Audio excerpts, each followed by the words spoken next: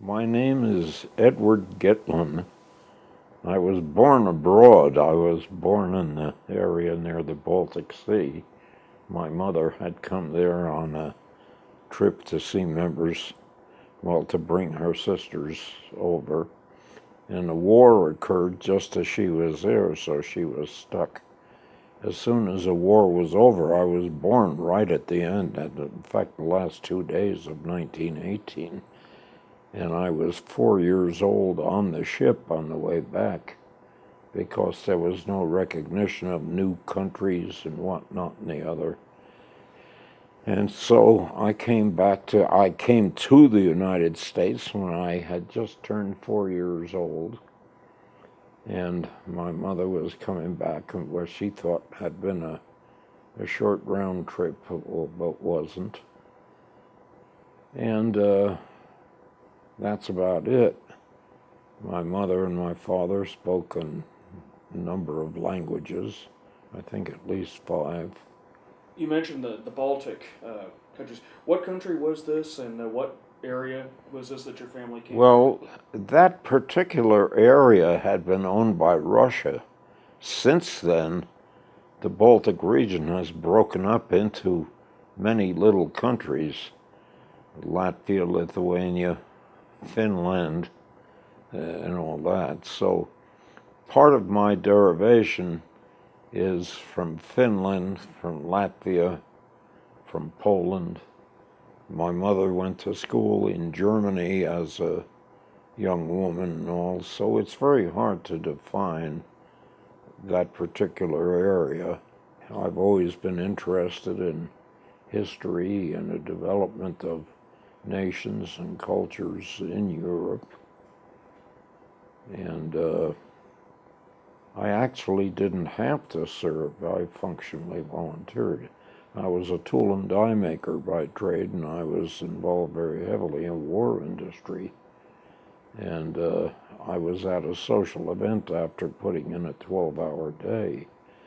And this woman very loudly, and was meant for my ears, wanted to know what that healthy young fellow was doing out while her son was in, and who did I pay off?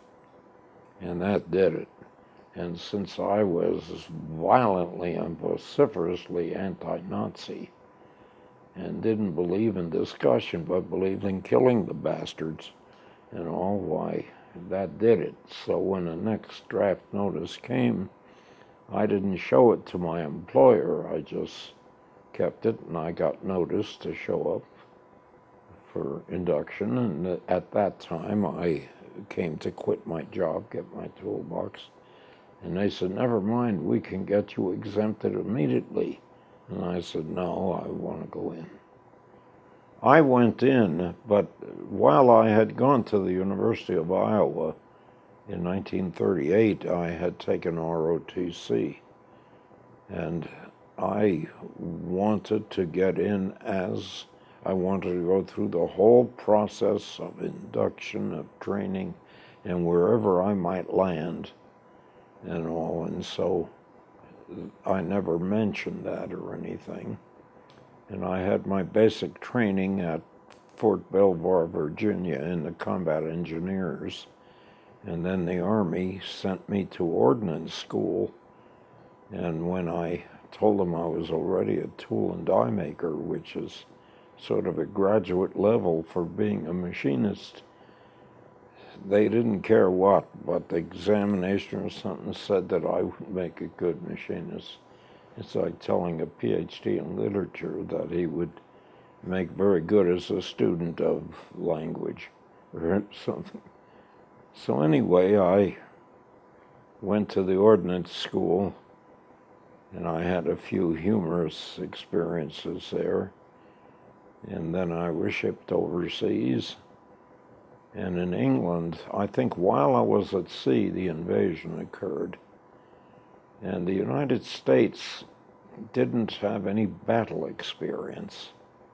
And in fact, what I heard later was that the invasion of North Africa was done to give the American Army battle experience, particularly its officers and all that.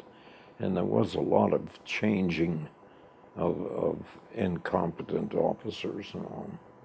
And even when the invasion occurred, compared to the British and all, we were just a bunch of eager farm boys, and we took a lot of casualties, but we learned. And I could understand all of that and viewed it in that sense, and I wanted to get experience. I was determined to be a very effective, knowing soldier. I wanted to kill Germans. I mean, I felt that way after what we knew of Nazi excesses and things of that nature. So when I was in England, after the invasion, particularly on Omaha Beach, there were a lot of casualties, and they asked for volunteers, and I volunteered for the infantry. And I had occasion later to have periods of time that I regretted it, but on the whole, now that it's all over, I'm glad that I did. The experiences were well worth it. While in England, I found from my father that I had an aunt and uncle and some cousins in England, and he must have notified his younger sister who lived there and was married to an Englishman, and she came and got me a pass, and I came down to the county of Kent where they lived, and I stayed with them a bit, and we got acquainted with each other. And at any rate, what the American Army was doing was they were sending fresh divisions over and realizing that they had no experience whatsoever. They were sending, they would send over, so for instance, a company has 200 men. They would send over a company of 180 men, figuring that they would send men that had been wounded and recovered but had some battle experience to make up that difference, so they'd be a little experience. And I was, first they sent me over to a group near Givet, Givet, on the French-Belgian border. And I don't know who they sent me to or what, but I was sent up to a group in a division. I was with them so shortly that I can't remember even who they were. And I was in action there, and I got a very minor wound on the left hip. And it was treated, and the military police caught me trying to make my way back to the front. So they brought me back and put me in with a shipment that was being sent over to the 7th Army front, which was just being activated. There had been the invasion on the Mediterranean coast, and they went up rather rapidly, and they beat the Germans back. I was put with the 100th Division that had just come from the States, was just committed to action, and I was one of this small bunch that were supposed to be experienced. And of course, my experience was ridiculous. It was about 1 week long, and the fact that I fumbled around. But at any rate, it turned out that they were a very good bunch. I was pretty scared because I had been told that when a new division came over, it took a battalion of dead, to train the officers and non-coms. And I did not want to be one of that battalion.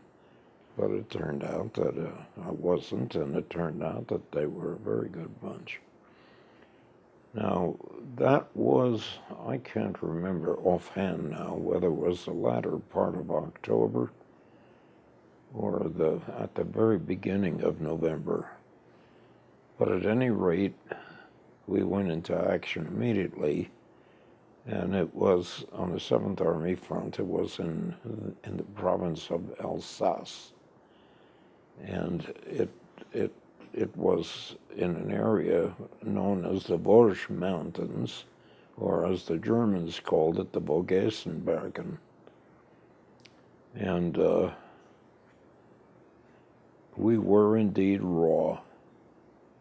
But after a couple of weeks and a few more casualties than what we should have had, we learned very, very rapidly. It was densely forested. It was fairly rough terrain, and the Germans were very good soldiers. But we fought our way up. Supplies couldn't reach us much, so things were still coming over the beaches, and we had set up truck lines, which we had experience of, had developed here in North America. In fact, the Battle of the Bulge, which took place later at the very end of the year, was significant for the fact that we had discovered the port of Antwerp that was not so badly destroyed that we couldn't restore it quickly and then have ships land there directly and bring supplies that could be mounted up for the spring offensive. When an army establishes a line, they send out men at sort of intervals along, to go out. They're called the forward observers. Now, they're there essentially to do the detecting if an offensive or a heavy action is taking place, and hopefully some might survive. But the point is that they'll give warning of some kind, whether firing or maybe even escaping or whatever. Every man ultimately goes through the experience of being a forward observer. On New Year's Day, I was appointed one of 2 forward observers that went in front of my division, the 100th Infantry Division, 399th Regiment. At that time, a German offensive hit us.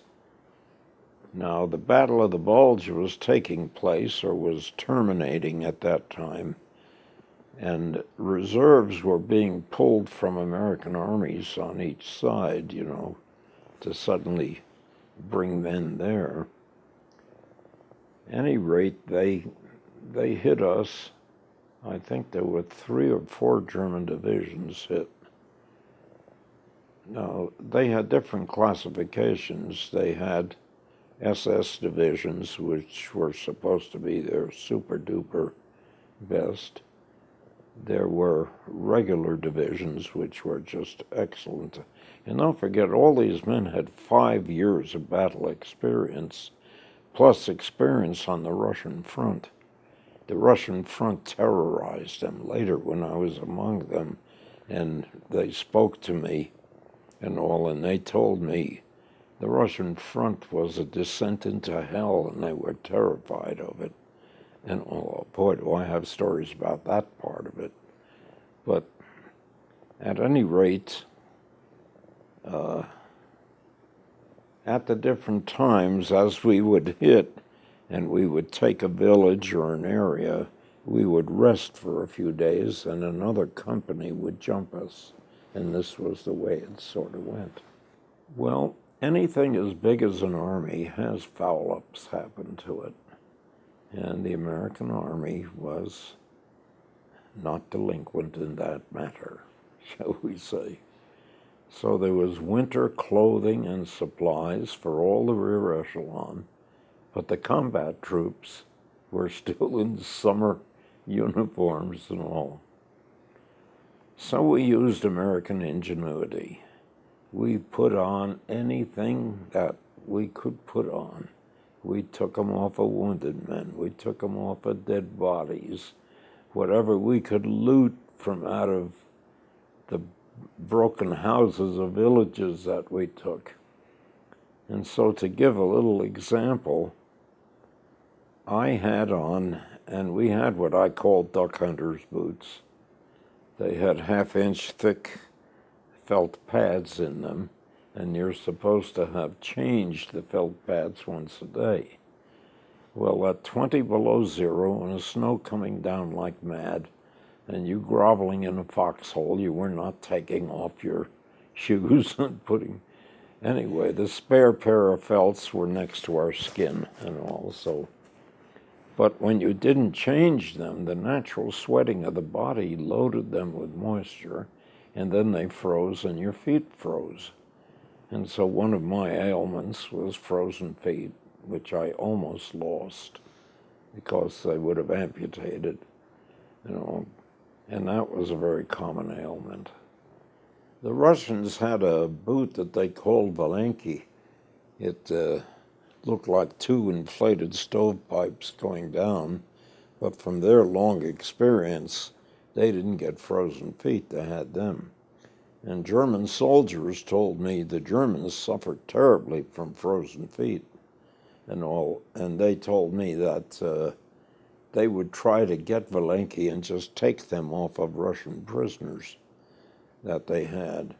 Now, I've heard that since then, the Army has developed boots for extreme weather where your feet will not freeze, and have developed some particularly effective clothing and all. But we had to improvise in a hurry. And we did, and it didn't look terribly elegant, but, but we survived. I had summer underwear on. I had long johns on over that. I had the woolen pants. I had over that a pair of fatigue pants. I had some other damn thing that I don't think was even military over that. On the top, I had the summer underwear thing. Then I had the long john, the equivalent. I had a woolen shirt, which could have stood up by itself with the accumulated sweat and whatnot, because I had no chance to bathe or do anything. We had weeks and weeks. Over that, I had some kind of a shirt, and I had a woolen army sweater, and I think I even had something else that I took off a dead man and put on, and then finally a combat jacket. And then what we used to do is get these khaki army blankets, and we would cut them into 3 parts and just have a big thing around it loosely and put it on armpits on each side. And of course, you couldn't just tighten up everything, and you had to let the steam from your body get out. So I looked as wide as I was tall. I was initially a rifleman, and at one stage a man armed with a BAR, Browning automatic rifle, and it was in effect a light machine gun, you might say. The man that had it was a Slav, and he lost his life because of that. But worse than that, I have short shrift for Slavs. The fact that he couldn't function might have meant the life of quite a number of men. But at any rate, it's a gas recoil operated machine gun, and you could put it on single shot or fire bursts. And at a critical time, it didn't function, and he was bayoneted to death or something like that. When they gave me the gun, it was inoperable and everything, but we were in that town that we had taken. Now, I was a tool and die maker, and I've been around machinery and stuff like that all my life, and I very carefully took that gun apart, studying the logic of how it worked. Well, it was gas recoil operated, which meant that the gas in the in the barrel was the pressure that was pushing the projectile. Well, it was tapped just before the end of the barrel, so that some of that pressure went through that little hole and operated whatever it was that would unload the spent cartridge and let another one go up.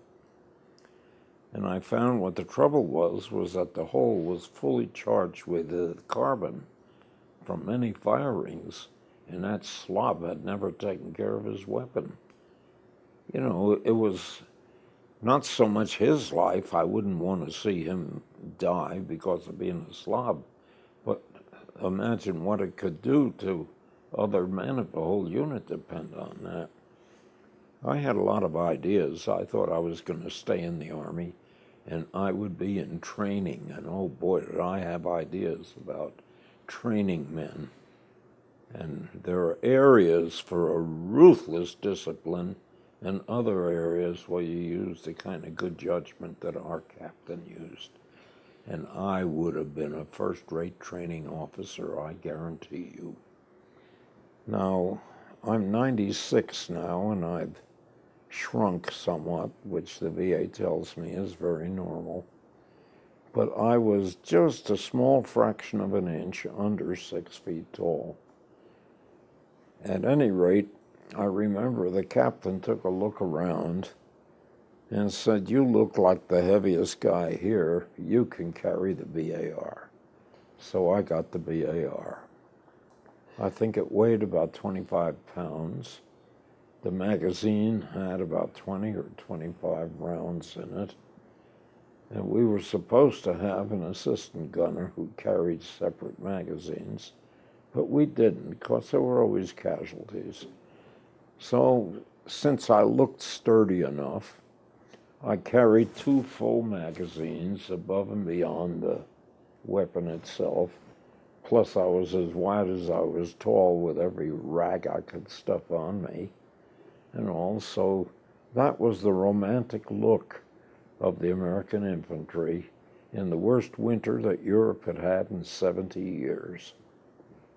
But we were all young. We were all healthy. But at any rate, after that, too, I took the gun to the outside of the town. I set up a target, and I zeroed it in. And I was a very good shot. So if I were to fire a single shot, it wouldn't be just throwing out a projectile the way most of those dummies that had these semi-automatic weapons. They never ever thought of extremes of where they might have to do anything. But at any rate, if nothing else, my weapon was always in good order.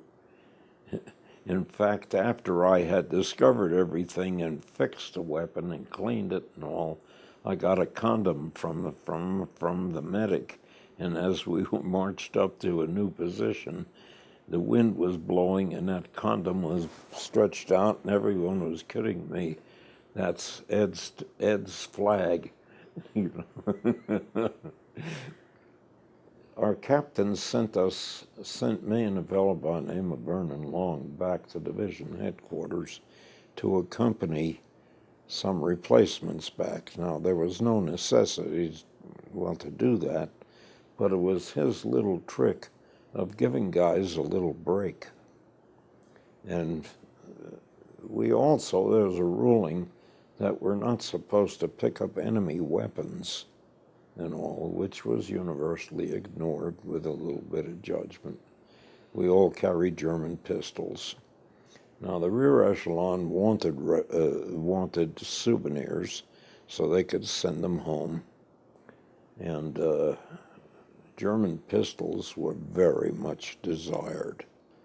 And also, Long and I came back, and we each had a couple of German pistols on us. And also, anyway, we were disappointed. We were billeted in a French cavalry stable with a floor sloped and of red brick. Now, that's not a place to sleep, you know. So we found a farmer's hayloft, and we had a comfortable night in that. We tried to get on chow lines the next day, and damn it, they kicked us off. And we were looking forward to getting some of that good hot chow, that they had back behind the lines.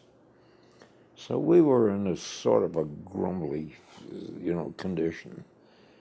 Then we went to visit the supply hut, the supply sergeant, and he had this whole hut there. And while Long kept him engaged in conversation, I got into the semi-dark among the bales of stuff. And the combat jacket had a drawstring, you see, and I tied it tight and open here. And I got in, I was putting winter socks and winter underwear, in there and everything. And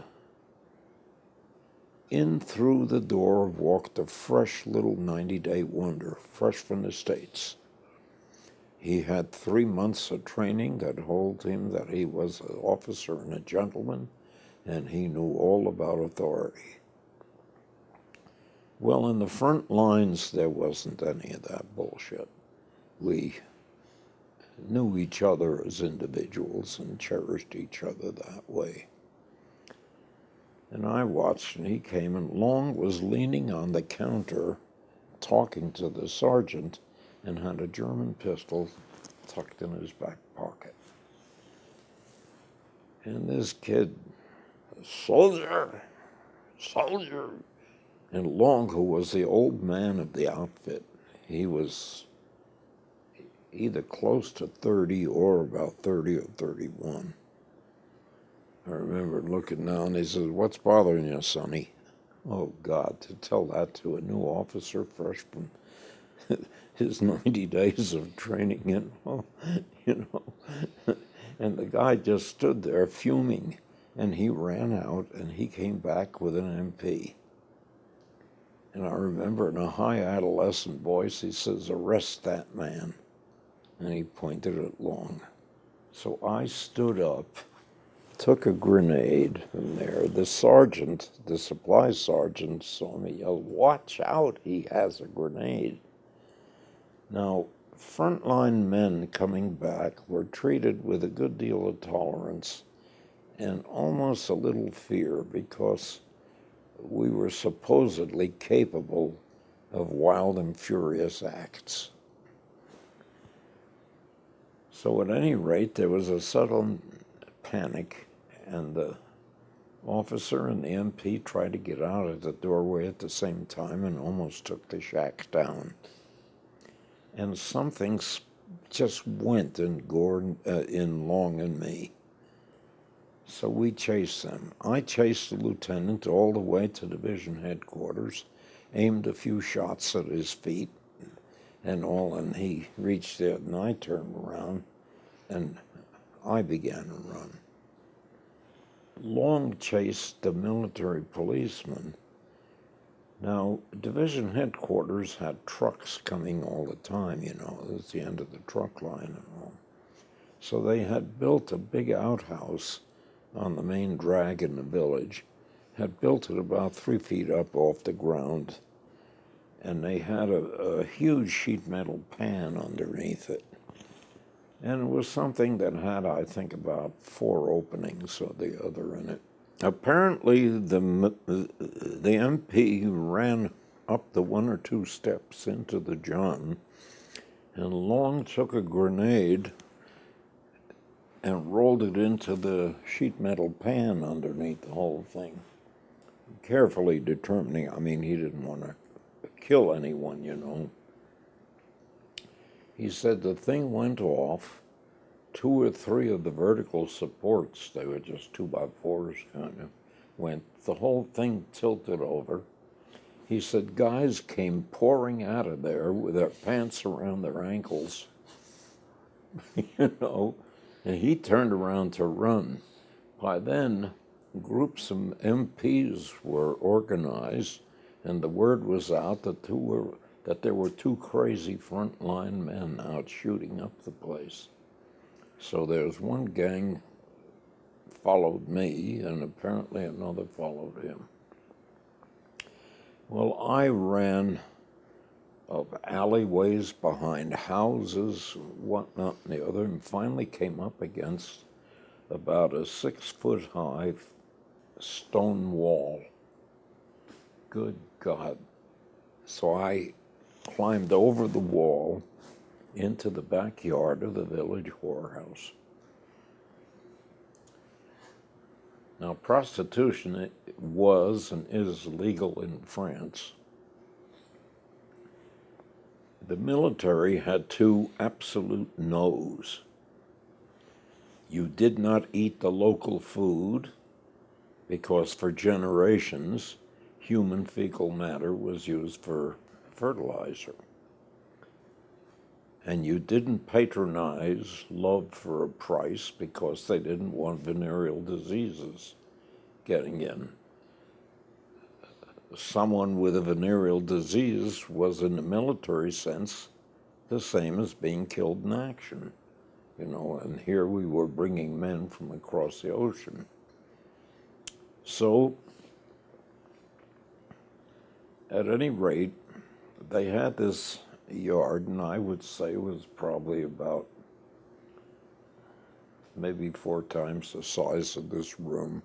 There were a few little tables around with little wire chairs, and the ladies were entertaining a lot of the local intelligentsia, shall we call them, And there was a bottle of wine and whatnot, and over the wall suddenly comes me. Well, the North Americans were better physical types than most of the Europeans. We were taller, our diets are better and all that. So between Canadians and Americans, we were all very young fellows. So just imagine, I came over dressed in this assortment of every rag I could get hold of. About 2 weeks beard on my face, a dented helmet, and carrying a weapon.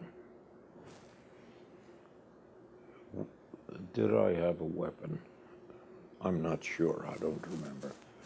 But at any rate, and I was relatively tall compared to the men there. And I got over, and there's absolutely nothing like the shrill shrieks of a French woman. Dear God, I was trying to, I didn't want the damn gang looking for me to hear anything. And the crescendo of them shrieking and whatever they said, I couldn't understand. I didn't know what. And I looked around desperately. It was a large yard enclosed with a 6-foot high stone wall. At the front of it was a sort of an arcade. It was a round thing. There were like barn doors opening to the outside, and then rooms on each side. So I ran to the front, hoping to get out the door. And I got there, and I heard English spoken on the other side. Well, the Army had posted a guard to keep guys out. I thought, oh, God, what do I do?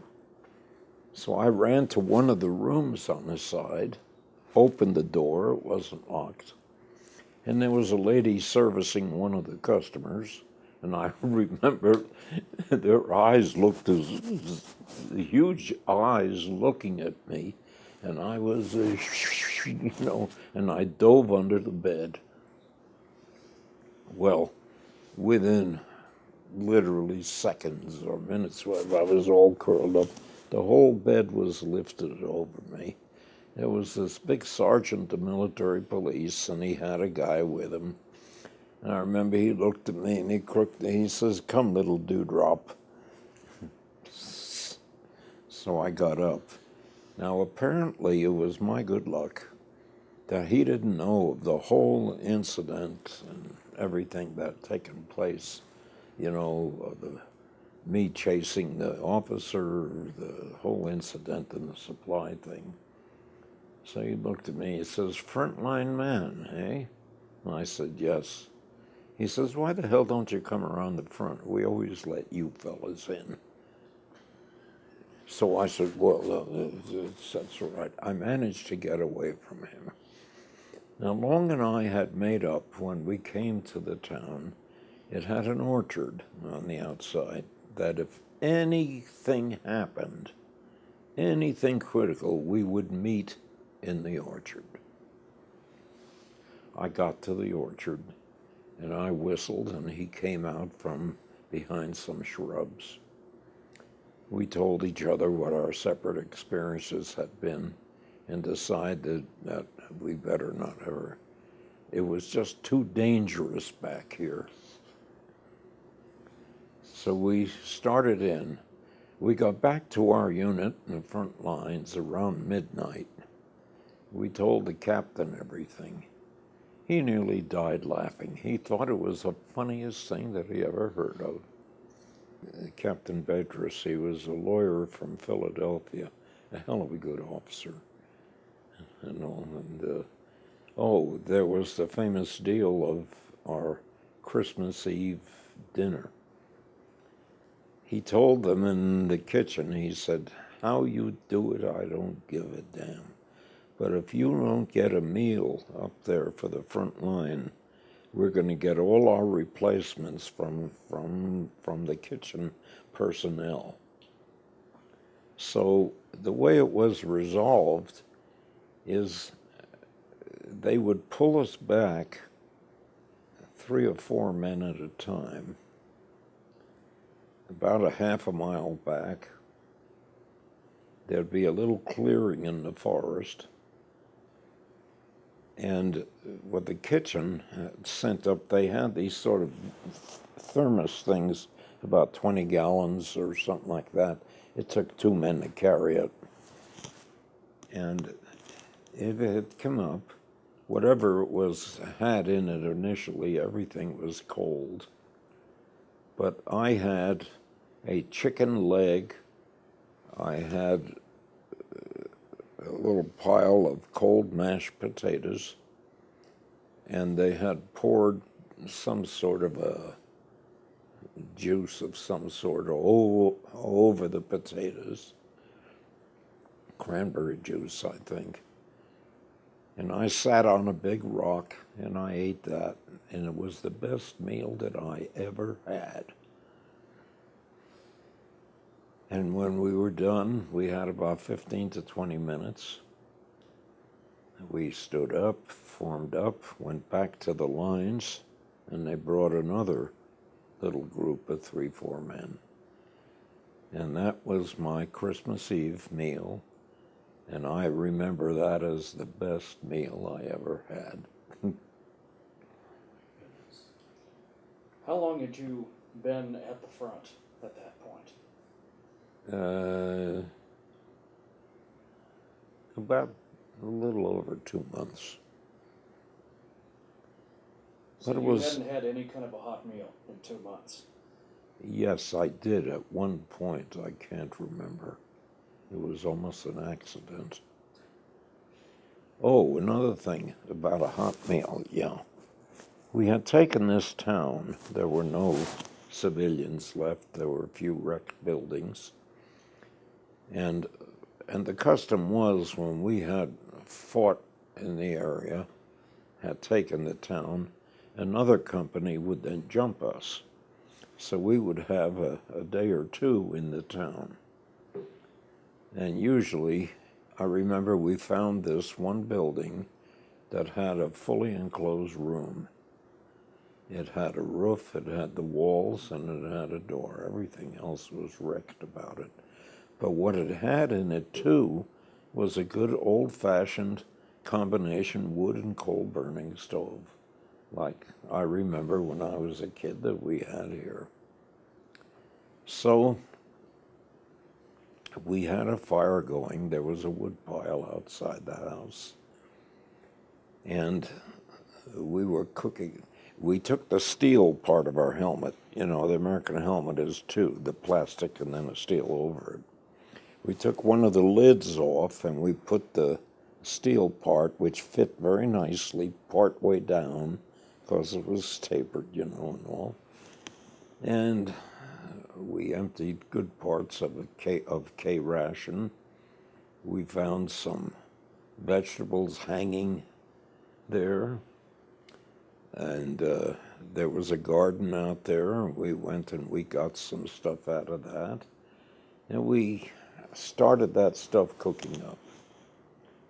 Well, other guys came in. Everyone found shelter in what was left of the town, and anyone could help themselves, but they had to put something back in. So the character of it changed constantly. We had hope that we might find some rabbits. People raise rabbits, for food there and all.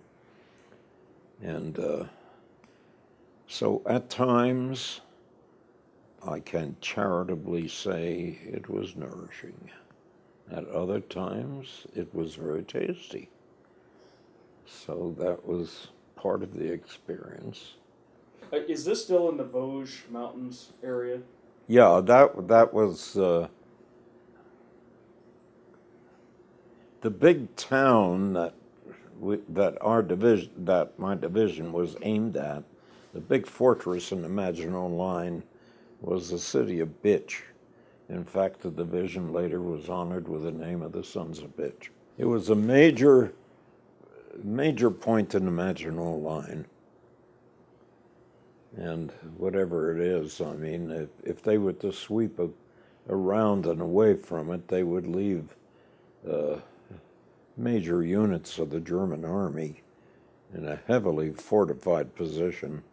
We would waylay German patrols, and they would waylay patrols of ours just to get the goodies from us, and we from them. We were living on K rations, and this was horrifying. And the German emergency rations were just wonderful.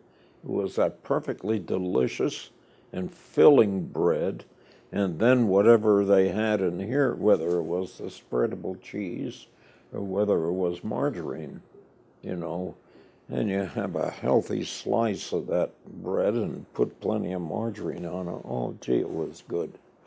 As you can see, there were no enormous pounds, but there was enough there, to make a number of slices of what they had needed. And it was just so energy-giving. Apparently, from what I've learned afterwards, when you mill grain, it spoils very quickly unless you remove the bran or some other stuff. So a lot of the nourishment goes, but it lasts long. Otherwise, you couldn't buy flour, that can sit in the pantry for weeks on end. And of course, their stuff was just rough milled. There were whole grains and everything in, and boy, was it filling, and boy, did it give you energy. Now, they wanted 600 calories of chocolate and cigarettes. Oh boy, American cigarettes. They also, we had powdered coffee. That was the first powdered coffee I ever saw, it came out there. And so there was every incentive, to get what we had that they wanted, and of course, just have a good meal of their emergency rations. And then, of course, there was always, at least the non-commissioned officers had pistols. And German pistols were just good trading material, The truck drivers wanted it, and all the rear echelon wanted it, and all that. Later on, there were different, then German medals and ribbons, and, and the pistols. These were the very desirable things for trading with the rear echelon. Now, tanks, truck drivers, and the rear echelon got the C rations. And that was wonderful beef stew, but it was too bulky to give to the infantry. But you know, they had vehicles that they could carry it in and all. So it was always a great deal if we could manage to get together with them and trade something and get 1 or 2 cans of sea rations. You know, that sort of gives you the general picture of things.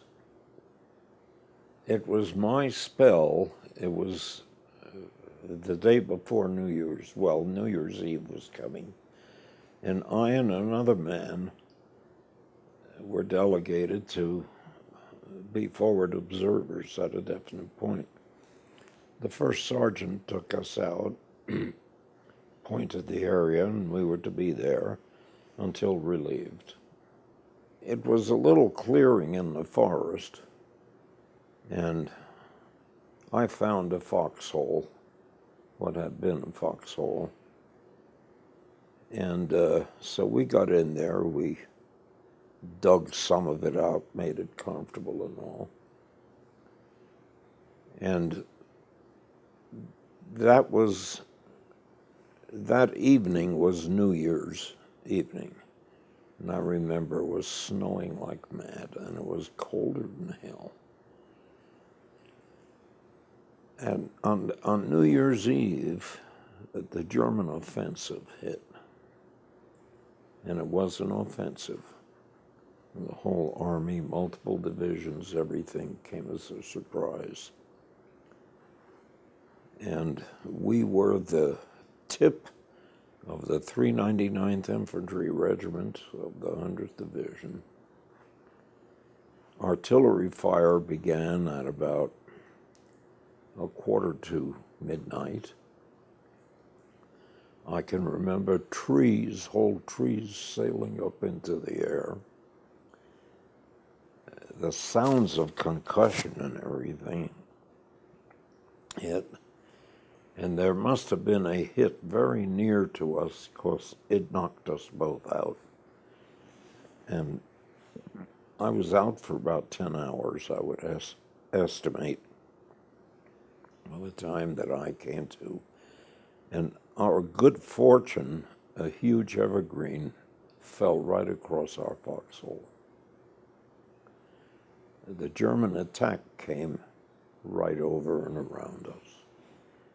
They didn't see us, the tree covered. When we came to, I remember I had a sort of a ringing in my ears. I couldn't focus my eyes or anything, and everything was just very quiet. And I didn't know whether I had been deafened or what. I remember trying to make a sound to see if I could hear. And the guy with me was the same thing. He was sort of waking up. And I said something, and I could hear him talk, but the hearing didn't sound normal. So we wanted to assess our situation. What had happened? Where were we? Was there sounds of battle? What? Now, I found that the man that I was with was just a quivering hysteric. And in fact, I had to threaten him that if he didn't do exactly as I said, that I would kill him. And I meant it. And he knew, serious situation. All I need is a nut on my hand, and all. So I think he must have been afraid of me because he shut up immediately. Now, we were at the base of a very sort of a shallow hill going up, and then the hill continued on down to a path that apparently had seen a lot of travel on it and whatnot. Well, I climbed that little hill up to a point where I could look around and see. I didn't know, would I see bodies, what had happened, Judging from the light of the day and everything, it must have been about 10 o'clock in the morning. It was at midnight that the whole thing hit. I didn't see any bodies, I didn't see any sign of anything else, and I didn't hear any sounds of battle. So, and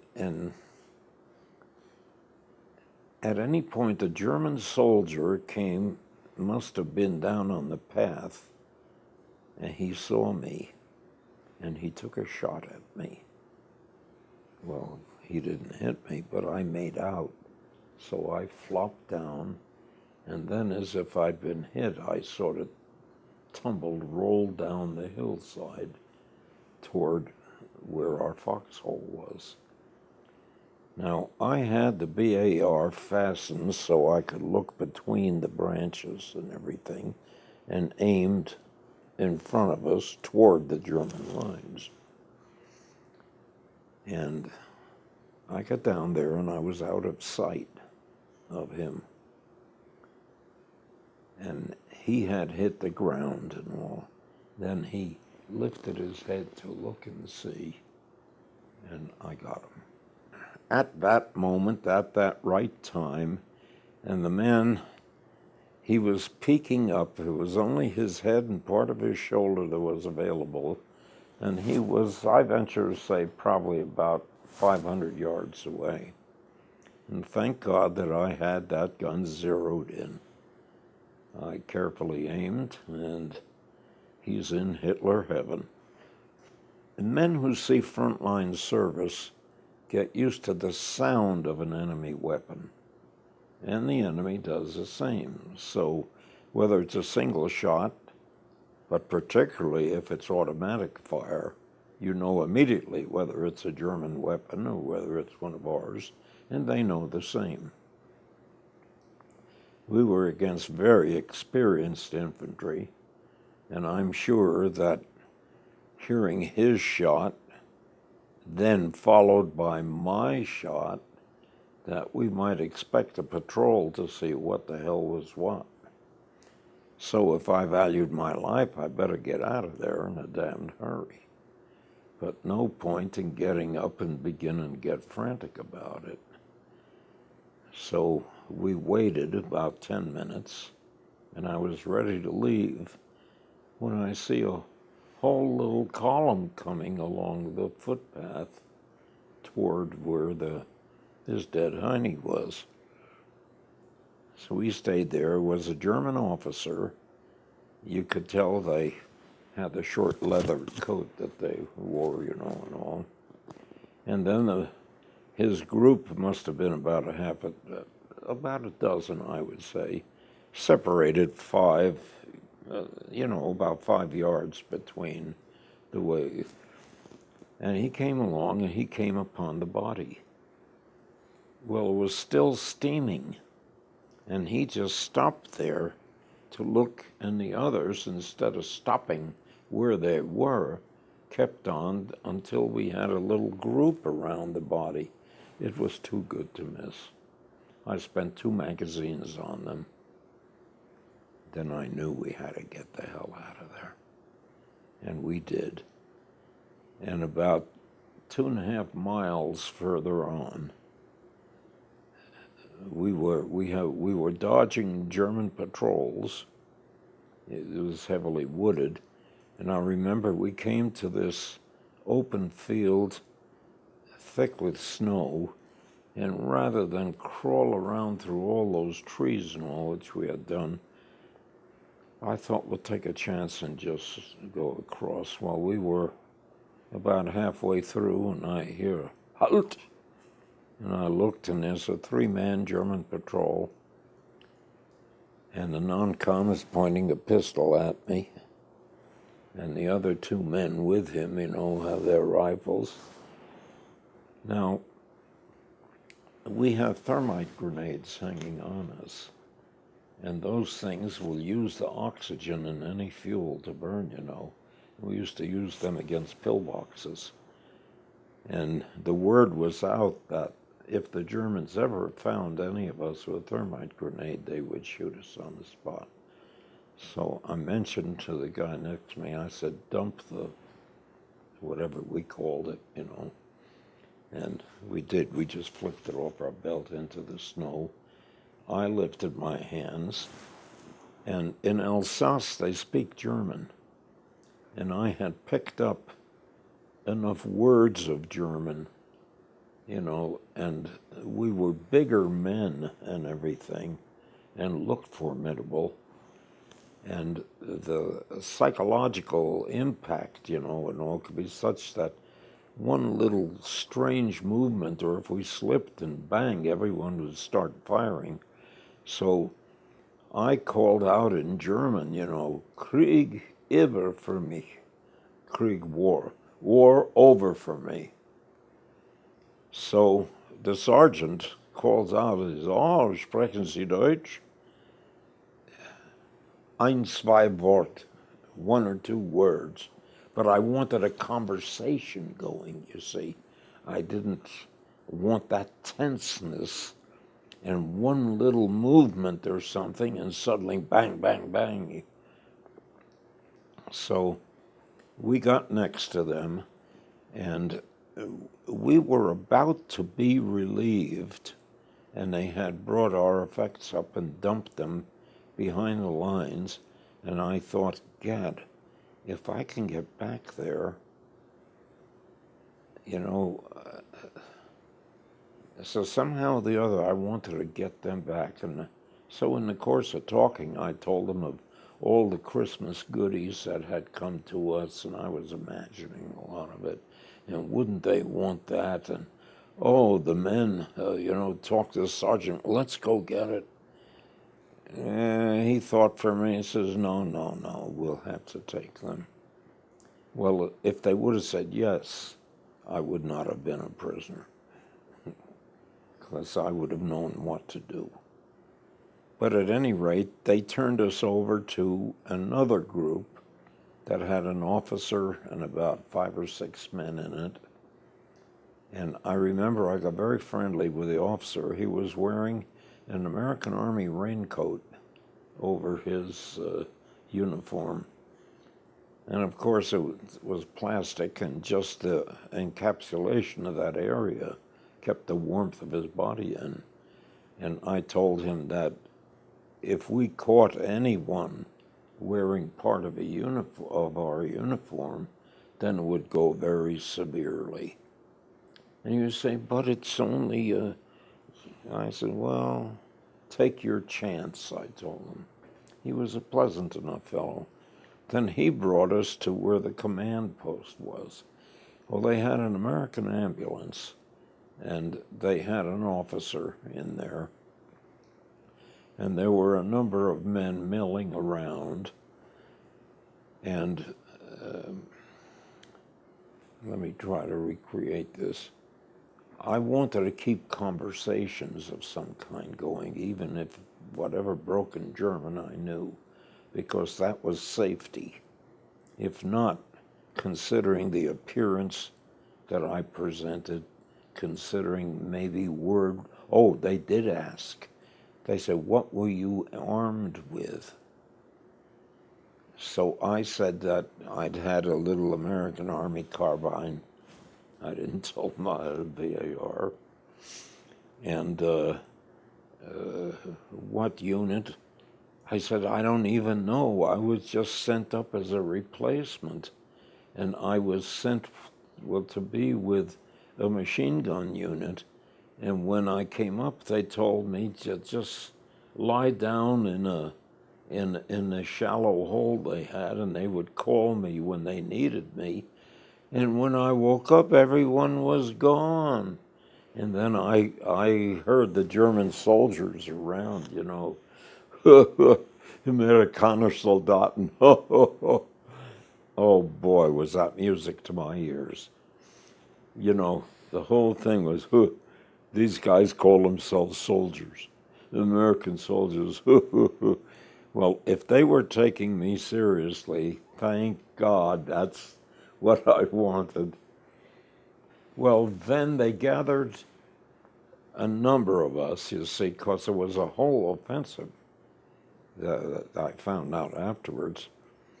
And they had forward observers that they had gathered along the way. They had killed quite a number of them, too. They formed a column, and they marched us into the Maginot Line in Bitch. And I was in the Maginot Line for almost a week, I think. It was hard to know because it was underground and all electric lights and all. And I was amazed. I mean, it was a whole city under the mountain. And they posted a guard over us, and I wanted very much to talk with him. I wanted to hear what went and where.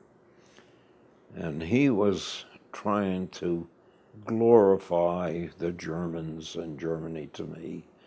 And I listened respectfully to all that. But in the meanwhile, how long had he been in? Where did he come from? I noticed about the food. I think they gave, once during that week did we have any food. And it was a package of Norwegian knekkebrot. Do you know what Jewish matzahs look like? All right. Rye flour made like that is the knekkebrot that they have for winter eating in Scandinavia, in Sweden and Norway. They got a little package of that, and they gave me a piece of one of them. I was allowed to go in to pee in the lavatory there, and German soldiers were in, and I got a little information from them. They apparently had served on the Russian front and told me that it was practically a vacation serving on this front compared to the Russian front. And they told me some stories and all. And of course, I wanted to get all the information that I could. And I wanted to get a feeling of morale. The feeling I had of morale was that these guys were just tired. They were emotionally drained. They had seen enough. There seemed to be a great disappointment that the Americans, who were supposed to be a soft bunch of schoolboys, were fairly effective, because by the time we reached the German border, we had suffered enough casualties and learned enough that we were getting to be pretty damn good. And of course, in terms of supplies, we were from the most industrialized country in the world, you know. So we had plenty of actual supplies, armaments, and everything. And at that point, I just wanted to acquire all the information that I could. Not necessarily narrowly directed, but in every way. Morale, supplies, how were they for parts of uniform? You know, what kind of food were they eating? Things of that nature. That you could pass on later. Well, they finally put together a column of about 40 prisoners. They had gotten a few American Army trucks, and they piled a lot of us. I think they had about 3 truckloads. And I remember that they were not familiar with the gear shift arrangement, so they were seriously damaging something on it that had the truck going. And then they got us off of that. We crossed into Germany.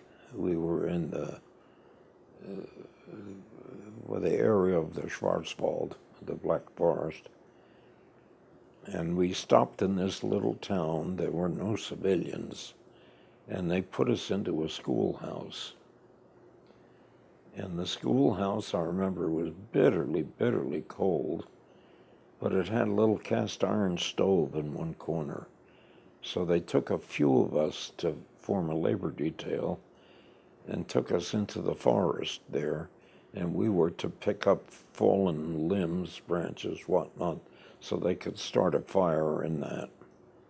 Well, it was evening already at that time, and I noticed that the branches of the evergreen trees were down to where they were just about touching the snow. And so at one point when I was out of sight, I just rolled under one of the leaves and all. And with the snowfall, any movements that my body made in the snow was covered up in a hurry. Well, they gathered up the men and they came back to the schoolhouse, and I took off to where I thought vaguely Switzerland was. Of course, after the war, I found out it was about 90 to 100 miles, but I didn't know then, and like a damn fool or a naive American, I just took off. Well, I think either the next day or 2 days afterwards, some children discovered me. I was in a coma, and I was under a tree, and I was in a coma, and they called their parents. They were farmers around there, and they brought me back into the house and warmed me up, and they called the military, and the military got me. So the story I said was that I had gotten lost. Well, they brought me back. Then they marched us, I remember. God almighty, I think that we marched for about another day or two, and we came to a German town. And I remember there was a first act of ruthless brutality that I saw. They had Russian prisoners that they used as just handy animals. And I remember there was a cart. There were two big round wheels and a small cart, and there was a little pony of some kind pulling this cart. And they had a large sack of brown sugar in it. And somehow or the other, whatever it was, the cart tipped and the whole sack fell off onto the snowy ground. The poor Ruski got down on his hands and knees and grabbed the handful and shoved it in his face, because they were starving. I mean, the Russians later, when I saw them, they had them in the prison camps I was in, they died like flies. And they were treated, I've never seen human beings, I couldn't imagine human beings treating others like it. And boy, did the Russians return it when they came. But at any rate, they brought the Americans out, the few that they had in that building there, and we had to stand and watch. And then two Russians, and then two German soldiers beat the Russian with the butt of rifles. I think they must have broken every bone in the poor bastard's body. And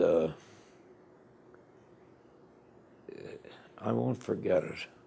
I met some decent human beings later on in my experience, but I saw a large vein of that type of a murderous, ruthless brutality that in the English-speaking world we don't see. I can describe it this way, and I say this with prejudice, unashamedly.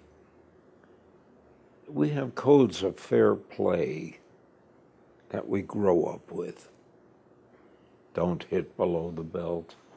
If the guy's down, step away and let him get up. The Europeans,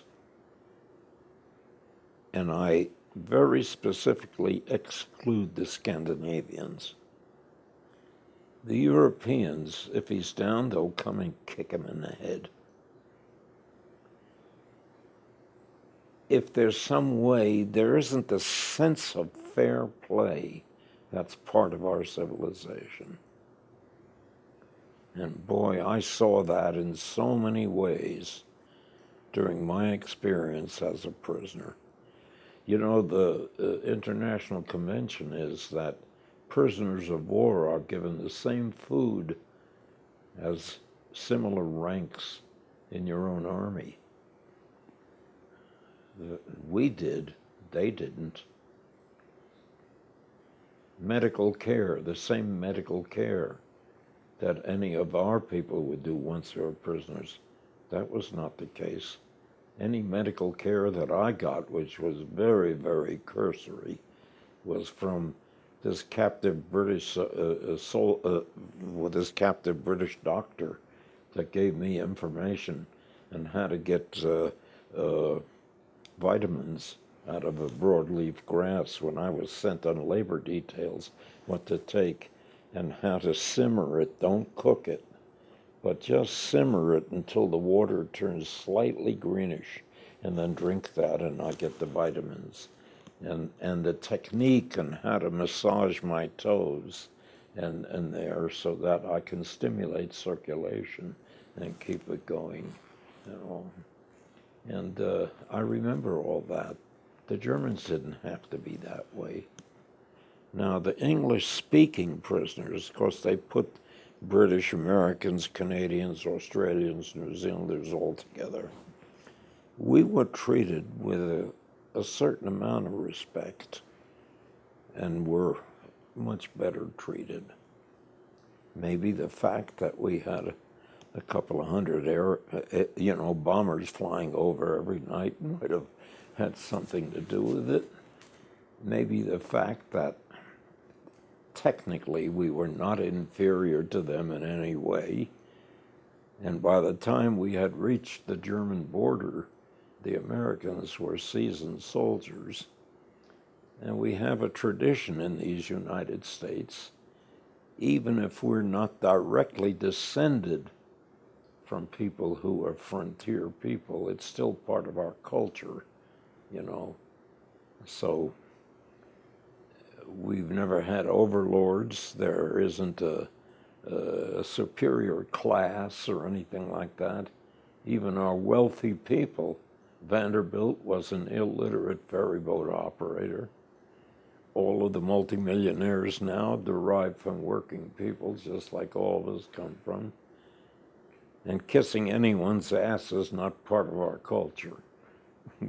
You know, and it stands out. I've noticed it in ever so subtle ways that the English-speaking world is just different from the European world in that regard. When we finally got to the final place, after marching us for a couple of days into Germany, they finally put us in boxcars. Have you ever seen the European boxcar? They're about 2/3 the size of American boxcars. They're called 40 and 8s because during the First World War, it was 40 men or 8 horses for relatively limited transportation. They put 99 men in the one I was in, and it was like a New York subway rush. We were jammed in, vertically standing. They closed the doors, and for 1 week, there was no water, there was no food. We were strafed by our own planes because there was no marking, and the bodies couldn't fall to the floor. Do you wonder why I love the Germans the way I do? Now, I was lucky. I was up against one of the walls, and they had horizontal wide boards covering it and had about half-inch spaces between the boards. It was snowing all the time. I was able to put my fingers and get the snow and follow it. You can do without food for a long time, but you can't do without water. When they opened those doors, during the time I was there, I had a little fast thinking to do. I'm right-handed, so that would mean that the whole right side of my body is in effect oriented toward right-handedness and all. So I tried to keep most of my weight on my left foot. Now, I was in the Veterans Hospital here in Denver for 3 weeks in the middle 50s, and I had to go in. So much damage had been done to my leg. So I had 3 weeks there of operations and whatnot. I dare not ever attempt skiing or anything like that, because my leg can hold my body up, but I haven't got the strength in it to push, to do anything with it and all. I'll never forget that. The total period of time that I was a prisoner of war was 4 months. I was, let's see, there was the time where I was being interrogated, and I was in the Maginot Line and all of that, and then I was at Stalag 5A. I'm uncertain of exact dates, it's so much time. I would say that I was at Stalag 4B for at least 2 months. I was transported to 2 separate prison camps. The first one was Stalag 5A, which was near Stuttgart. I was there. I had a number of interesting experiences there. I was there for about 3 weeks, and then I and a certain number of other men were gathered up, and that's when the first time I was in the boxcar for a week and all that, and then they transported us to Stalag 5A. The next time they took a number of us out, and I was one of them, and I was in a boxcar again, and I urged a few fellows look to me for leadership. And I told them, they gave us each a potato. I urged them, I said, don't eat it all up. I said, let's work together as a group. Have a little bit each day. We don't know how long we'll be in. We know what our past experience was. So they appointed me the leader, and they each gave me their potato. There were 4 of us. The second day, 2 men threatened to kill me if I wouldn't give them their potato. I didn't. But what I did is spooned out what would amount to fill a teaspoonful, and that was it. And they were ravenous with hunger, as I was, as all of us were. And we carefully, we didn't have 99 men in a boxcar. I think that we had about 45 or 50. So there was room to lie down, which we didn't have initially. And I carefully harbored this, and I gave each that spoonful. And when we were literally at the absolute end, we came to Stalag 4B at Milberg on the Elbe, which was near Riesa. And I think we survived that way.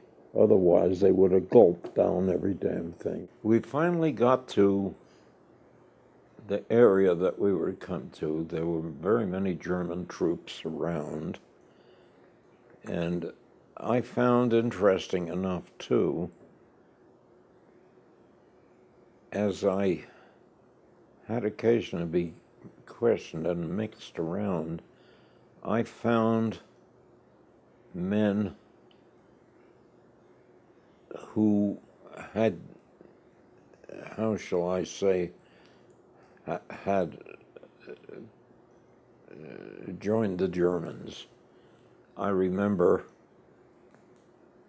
meeting this one fellow. He was not in a uniform, but he came from the country of Georgia in the southern Caucasus, Gruzian. Now, well-known and very active American fighter and strafing plane in the area was, I don't remember the C number or what, but it was designed by, I knew the information, it was designed by a person who had been born in Georgia. So I mentioned that to this fellow, thinking that it might bring some pride or something. But no.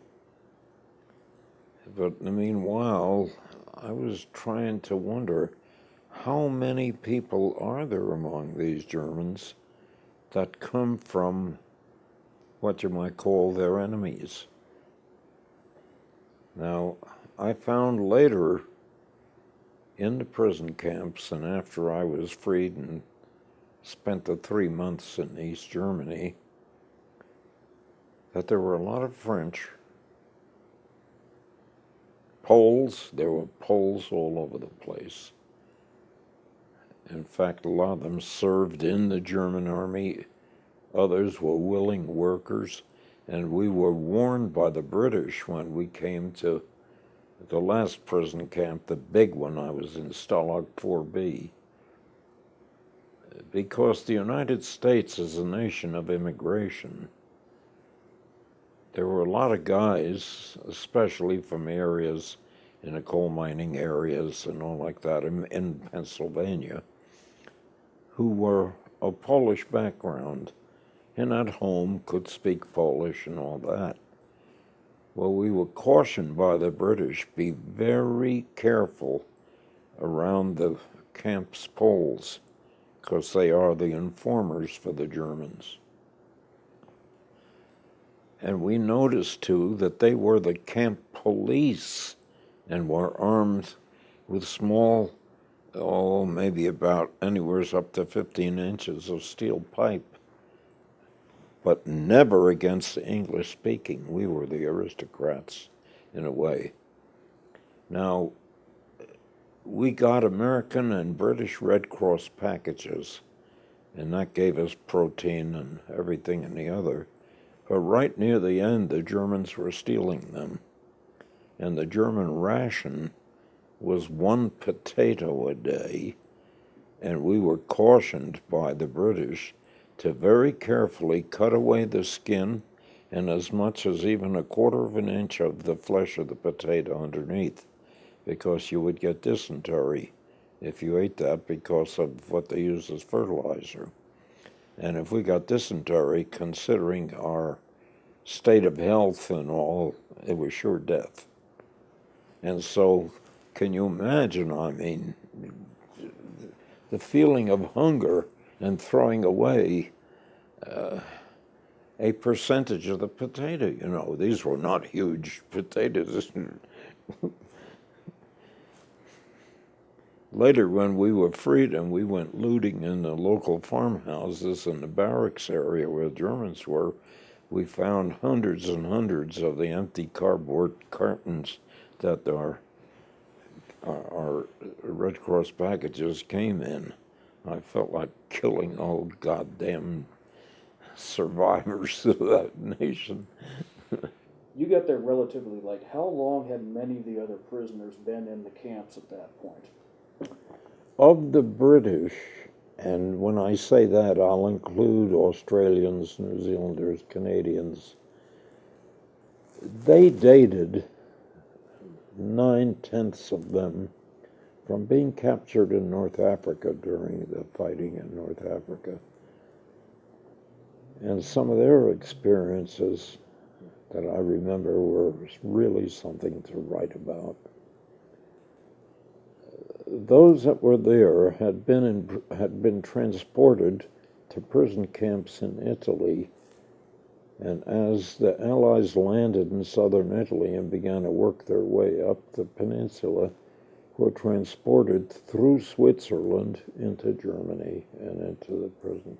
So they were prisoners, some of them for 3 years or so. The British had a system of discipline. I have the greatest admiration. The British non-com is just a an accomplished professional in a way that you cannot imagine. And the discipline that they had, not that it was forced on anyone, they had their extreme discipline was being put in Coventry.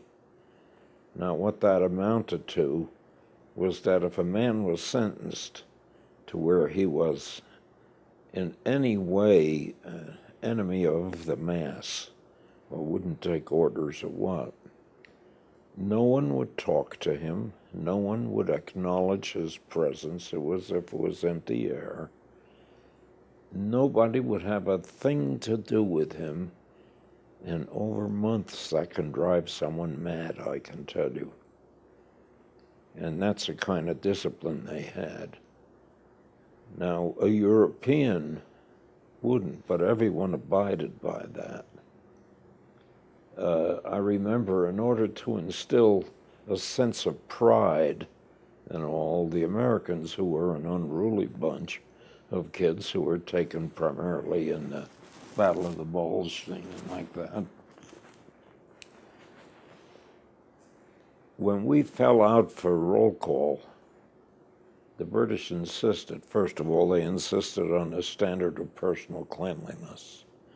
And while it was very difficult, there was an outdoor faucet that was there for several thousand men and all. And so the apportionment and the way of time and whatnot, but you had to be bodily clean.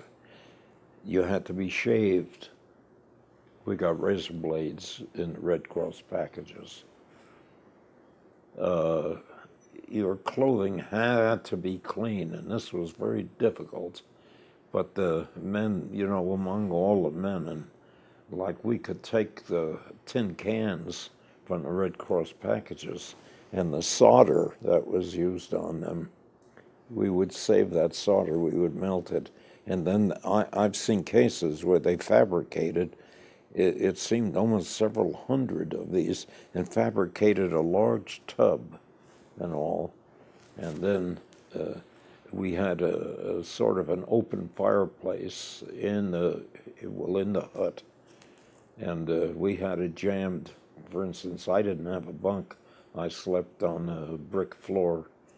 And I had some kind of a rag as a blanket and all. But I remember there how haircuts were given among the men. They did.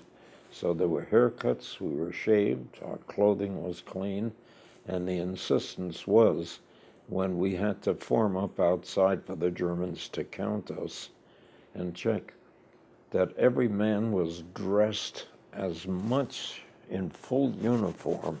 In other words, no slob with a button here or there, or a slack-jawed look, or talking. And when the British non-coms snapped out an order, you could just about hear all the heels click. The men with pride would stand, you see, at full attention and all. In fact, it had such an effect that the German commander insisted that the German soldiers respond in the same way, that they be all prepared for parade, so as to speak. And it was a tremendous morale factor. So how did that affect the Americans? Well, the Americans, we had to, the British let us know, because in the hut that I was in, we had Australians, New Zealanders, British, and I mean, there were Scots, Welsh, and whatnot, British and Americans. They just randomly put English speaking, and we had that sense that we were the favored and the aristocrats of the prisoners. And near the absolute end, you'd hear a German, "Ich habe einen Onkel in Chicago," and all that.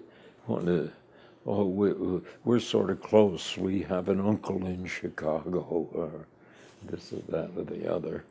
We had a secret radio that the British had put together, and it was broken. It was a crystal set of some kind, And different trusted men carried different individual parts of it, and periodically would get together in a hut, and guards would be posted so that no strangers or untrustworthy parts were in. And we would get the news, and the German guards would ask us what the news was, where the front was, how things were going. And we never acknowledged in any way that we had. The Germans frantically looked for the radio. I remember one time I was delegated to carry one of the components. So if anyone were stopped, there was a component, but you couldn't put anything together. And when we heard that the Russians had reached the borders of Poland, because Poland is mostly a flat plain, or was, perfect tank country, and the Russians were the great tank men. The Germans, were frantic.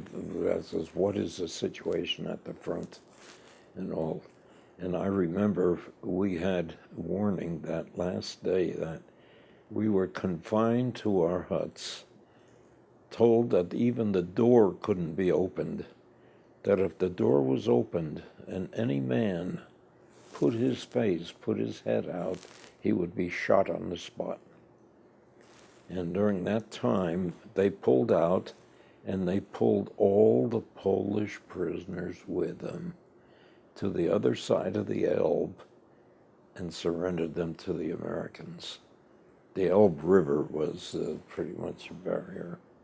The first knowledge that we had that there was a radical change was when the Russian prisoners in their sector at one end of the camp were singing, and the British said, it's the Russians, and it's the first time they'd ever heard them. They were singing. And then somebody cracked the door open. He said, the Heinies are gone. And the first Russians that I saw were Mongol cavalrymen, and I remember this group of 3 running reconnaissance. They had spears, about slightly shorter than the length of this table, and submachine guns. They looked just like American Indians, if you were to look at the cast of features and even the coloration.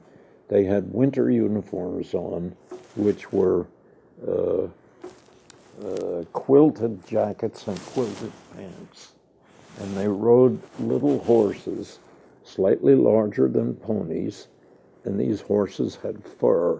I'd never seen horses, but I've been told. And in groups of 3, they were galloping around to see if any Germans. And then the Russian army came some hours later.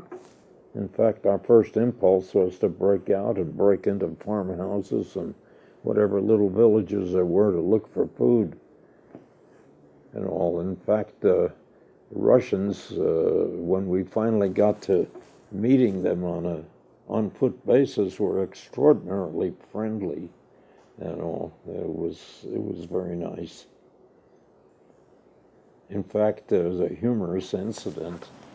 I and another fellow got to this little town nearby. There were no men. There were foxholes dug along the street. And we just burst into any house that we wanted. There were women. All the women of the town were there.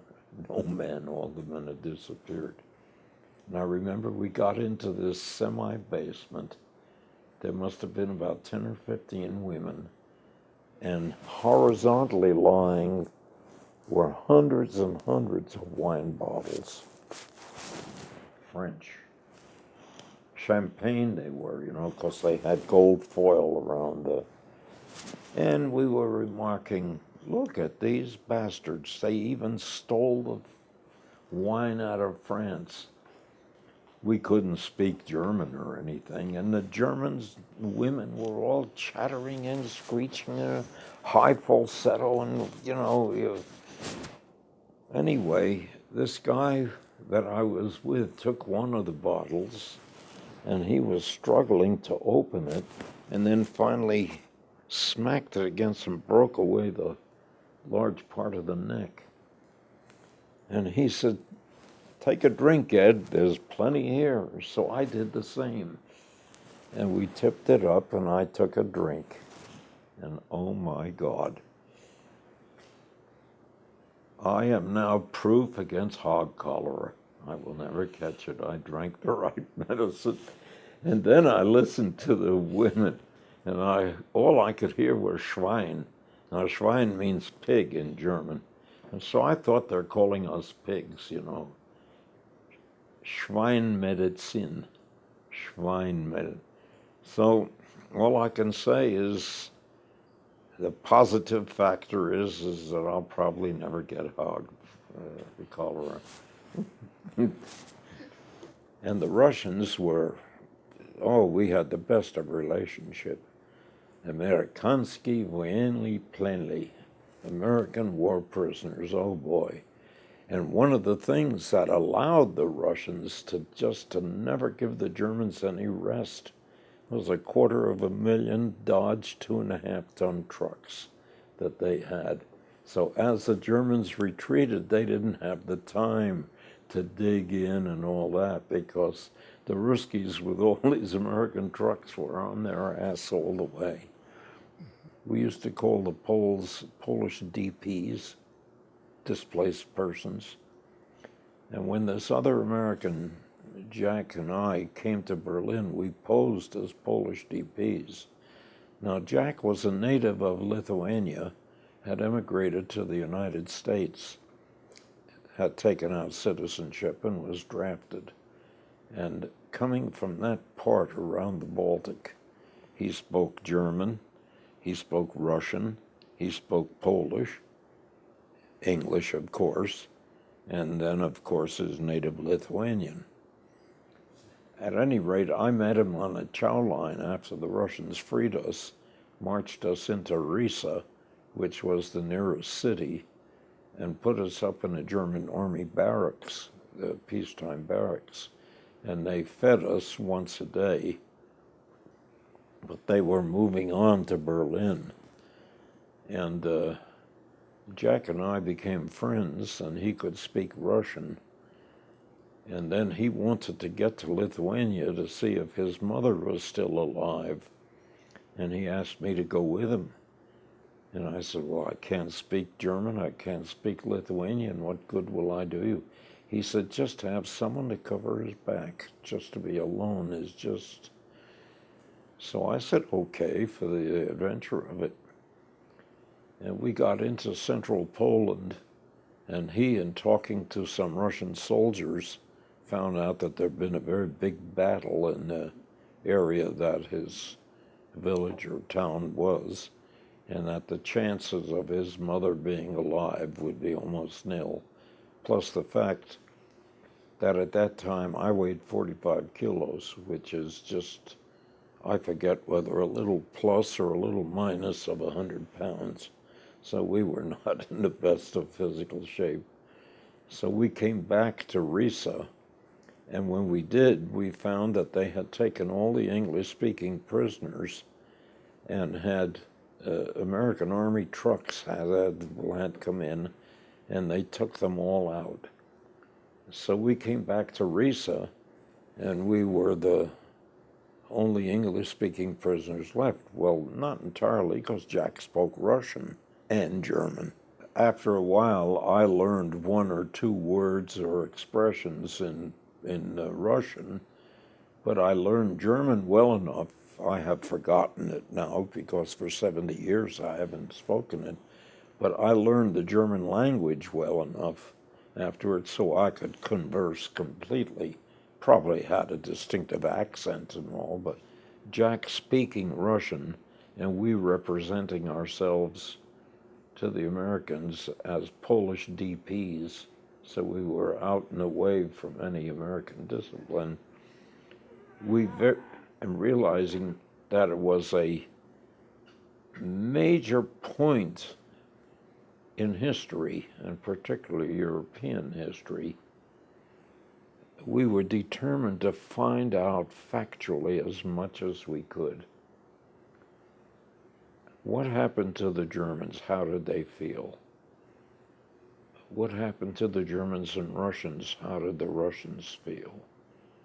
What about armament? What about tactics? What about, and we had enough background and everything to inquire intelligently and for history, sort of. We were in Berlin during the time that Churchill, uh, Harry Truman, and Stalin, I think, Stalin came, and they had that conference, the Potsdam Conference. I was there then. And I realized that this is a critical point in history. Now, another thing we found, the Germans were not very nice to their own people who were refugees. And so there's a German expression, a Flüchtling, one who flies. And we met these two German women, and they had two very small children, and they were Flüchtlings from East Prussia. And I remember one time we saw this one woman went up to a door and knocked on, and they were probably begging for a place to stay or food of some kind. This man had a couple of words with them and put his foot up, kicked her right on the chest, kicked her right off the little stoop, down 3-4 steps onto sort of pavement. Well, I was horrified. In the English-speaking world, we don't do that to women. Maybe the goddamn Europeans do, but we don't. So I was horrified. So I went up and I knocked on the door. He opened it up and I grabbed him. I pulled him out and I smacked him right on the face. And I gave him some few minutes, 10 or 15 minutes to get out or I would kill him. And he did. So Jack and I moved these two women and their children into it. It was nicely furnished. This guy was fairly well off. I had a nice, comfortable couch that I slept on. There was a bathroom and a shower and all that, and the other hot ziggity. In Europe, the coal that people used wasn't just bringing coal as mine. They had briquettes. They took the powdered coal, and it was formed into octagonal briquettes, I remember. Well, I went down to the basement of the house, and I noticed this pile of briquettes. But there's something struck me as just a little funny. If you're going to pile them up, you'll generally find a corner, and you'll fill that corner up and around. This was a pile right in the middle of the room, very unhandy. What was the purpose? So I started taking briquettes off, and I found out very quickly. There were kilo cans of German Army rations. This guy that had the apartment had about a year's supply of German Army food down there. He had, there was meat, there was, all that. So I brought that all up to the house, and then I very carefully put the briquettes back, covering the empty space and looking just like the way it did before. Now, the Russians instituted a curfew. I think it was at 5 o'clock in the evening. All Germans had to be in their home. But that did not apply to Jack and me. So I became, I think, the best chicken thief in Europe. We'd go out, and every evening I came back with 1 or 2 dead chickens, rabbits. Everyone in Europe, at least Northern Europe, raised rabbits in little hutches outside. So I'd bring back rabbits so we had protein and all. Right across the street was a little public park. And adjoining that park was a private home with a large yard. And it had what looked like an old outhouse in it. And there was a dog house and this large German shepherd. The man that had a couple of chickens that he kept in that sort of outhouse. Now, we noticed, because we would come down and look at it after the curfew was on, you see, and we noticed, number one, the hinges were on the outside, so if you pulled the pins out of the hinges, you didn't have to bother trying to play with the locks or anything, you know. So after we cleaned all the chickens out for miles around and all, we decided that somehow or the other, the last of them, should we take this guy's chickens or not? And we decided, yeah, we'll take them. So we came down. I pulled the pins out of the hinges for the door, so immediately everything could be opened. He had a huge padlock on, but not enough imagination to realize he pulled the pins out of the hinges, you know. The dog came and snarled at me, and I picked up a little branch and I whacked it on the nose. So he cowered and went back in his doghouse. So we took the chickens. I think there were about 3 of them. I remember we picked them up and wrung their necks and all, and then we put the door back and we put the pins in. Now, in the park itself, the Russians had a signal corps unit. And Jack, speaking Russian, talked to them. We were very friendly with them. And they were a nice bunch of guys. And we got back, you know, went over the little fence into the public park, and the Russian soldiers were watching us and were laughing like hell. They thought it was fun. And I carefully brushed the ground with the ground so no footprints or anything would show. And the next day, they should have to hit the fan. Oh my God, what a howling and yelling there was. The guy complained to the Russian commandant that his soldiers had come in and stolen his chickens. And the Russian commandant decided that he would have a hearing. Of course, he had heard all about it and he knew the factors were. So Jack and I were invited to the hearing. And the man had a sober face he was making. And he said he first of all had the German tell his story, you see. And he pondered a little bit. Then he asked a few questions. Then he dwelt about the dog. Is it a German shepherd? And how old is this dog? And is it well trained and whatnot and the other? And then he pondered a bit. And then I remember, I have it. And it was very theatrical the way. And everyone leaned forward and he said the dog did it. So everyone collapsed in laughter.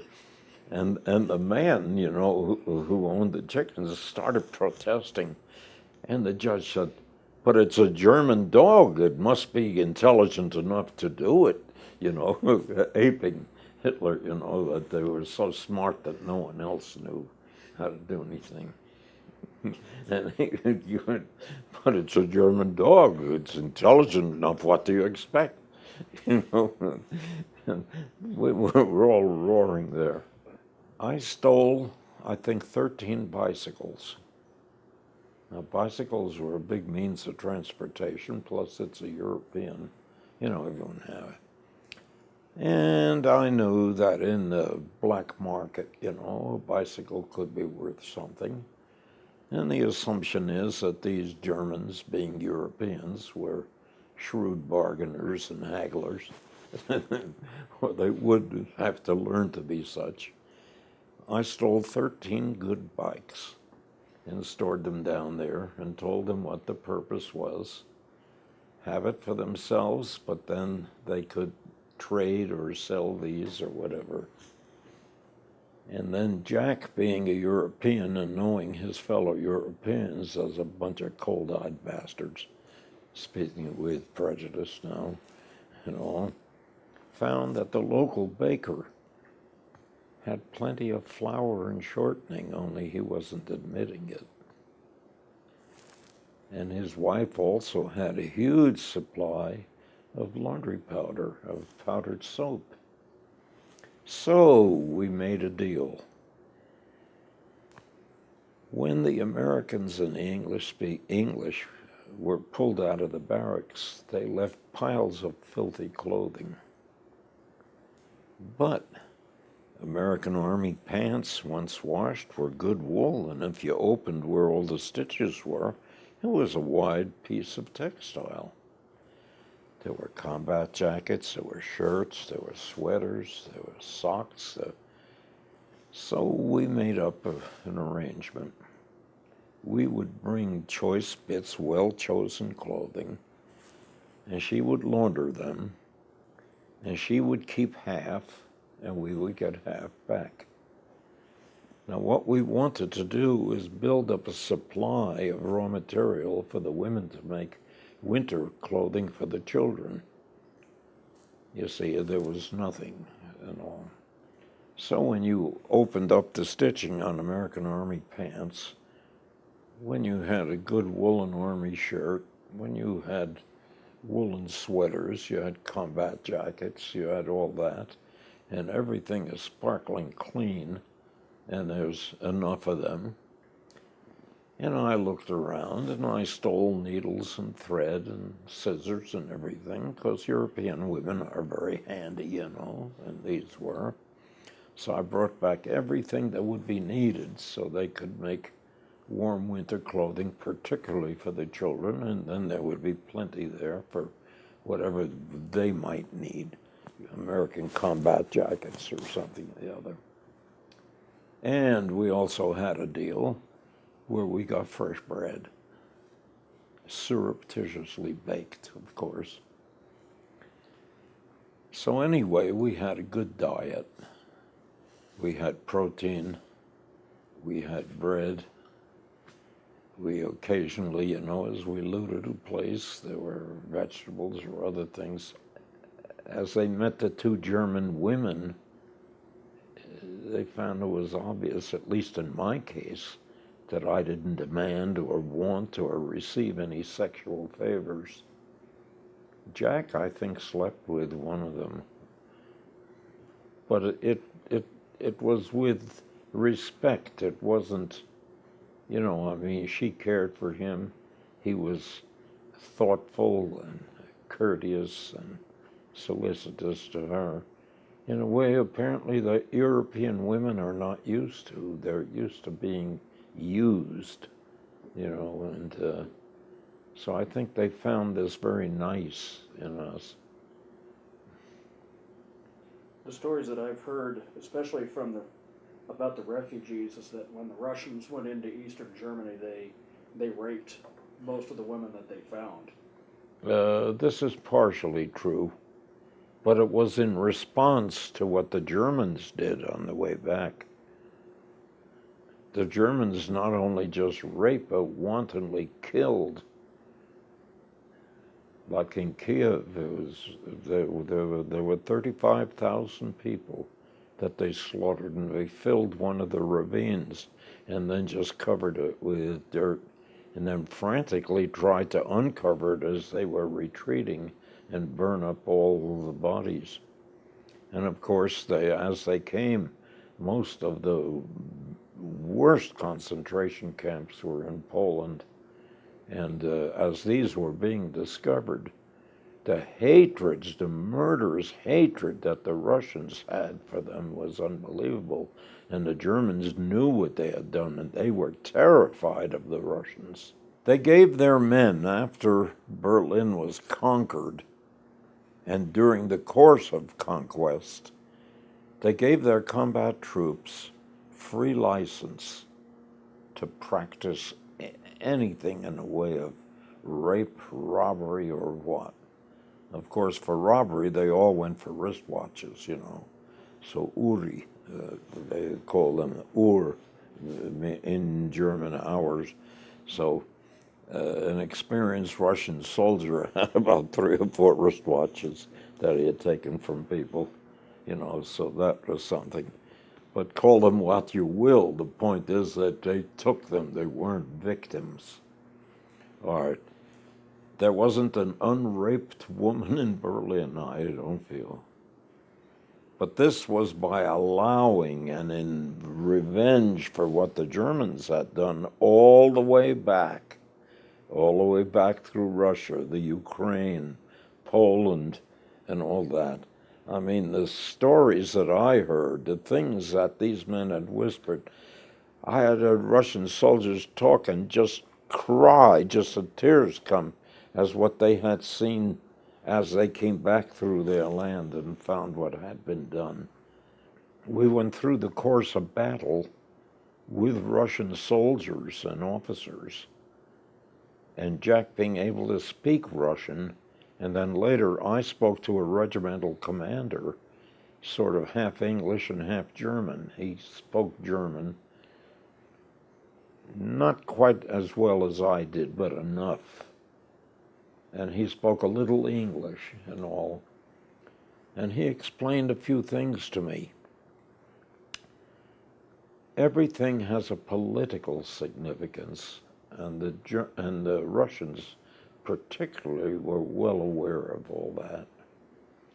The Germans under Hitler particularly, but even prior to that, had built up a deal that they believed and impressed upon other people that they were superior. They were superior in intelligence. They were superior in creativity. They were the better soldiers by far. And as engineers and as whatnot, they were the best. And anyone else was inferior to them, and particularly the Slavs, Slavic people, you know, Russians, Poles, Serbs, all those. And that they were soldiers par excellence. One German soldier can practically defeat a Russian army, you see. Well, the Russians wanted to break that. Now, he pointed out to me, I didn't see it, but I saw enough of it. They had enough artillery there that mounted hub to hub, they could have practically surrounded Berlin with artillery pieces, and they could have blown Berlin into broken bricks. But no, they decided that no matter what the cost, there was a historic significance. They wanted to go in and they wanted to beat the Germans at their own game. They wanted to dig them out of every cellar, out of every closet, out of every fortified point that they had, and they wanted to gouge them out no matter what the cost. Number one, to break that feeling, to establish the historic fact that they had literally the shit kicked out of them and were groveling for mercy and all like that. And they did. They had huge casualties, but there was a historic point that they were driving for, and they achieved it. I remember this Russian regimental commander saying, "Don't think that we're an undisciplined mob. Oh, no." He said, "This was a matter of policy. We have a very stern and strict obedience, discipline. But this was of political significance for all the future."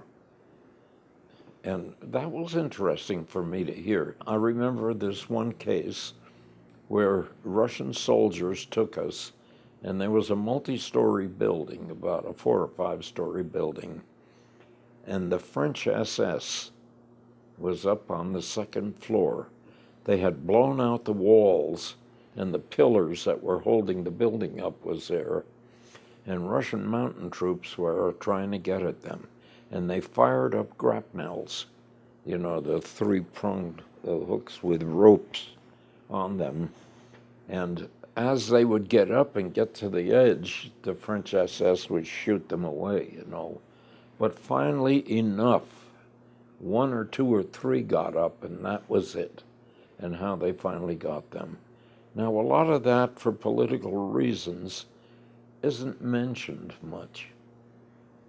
But the way I put it in my prejudiced mind, all the shit of Europe accumulated under the Nazis, and a lot of them stayed in power and still are in France. Laval, who was one of the premiers, the French did one thing to rescue their good names. They took this piece of human manure out and shot him. But there are a lot of others who stayed on in French government. There's an interesting thing. The Germans, when they came and they took Paris, didn't ask for anything. They had conquered it militarily.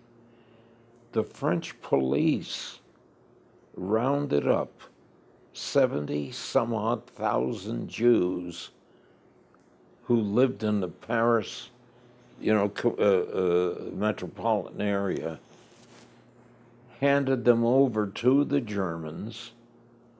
They had them in a large athletic field of some kind, and they were all transported to Auschwitz.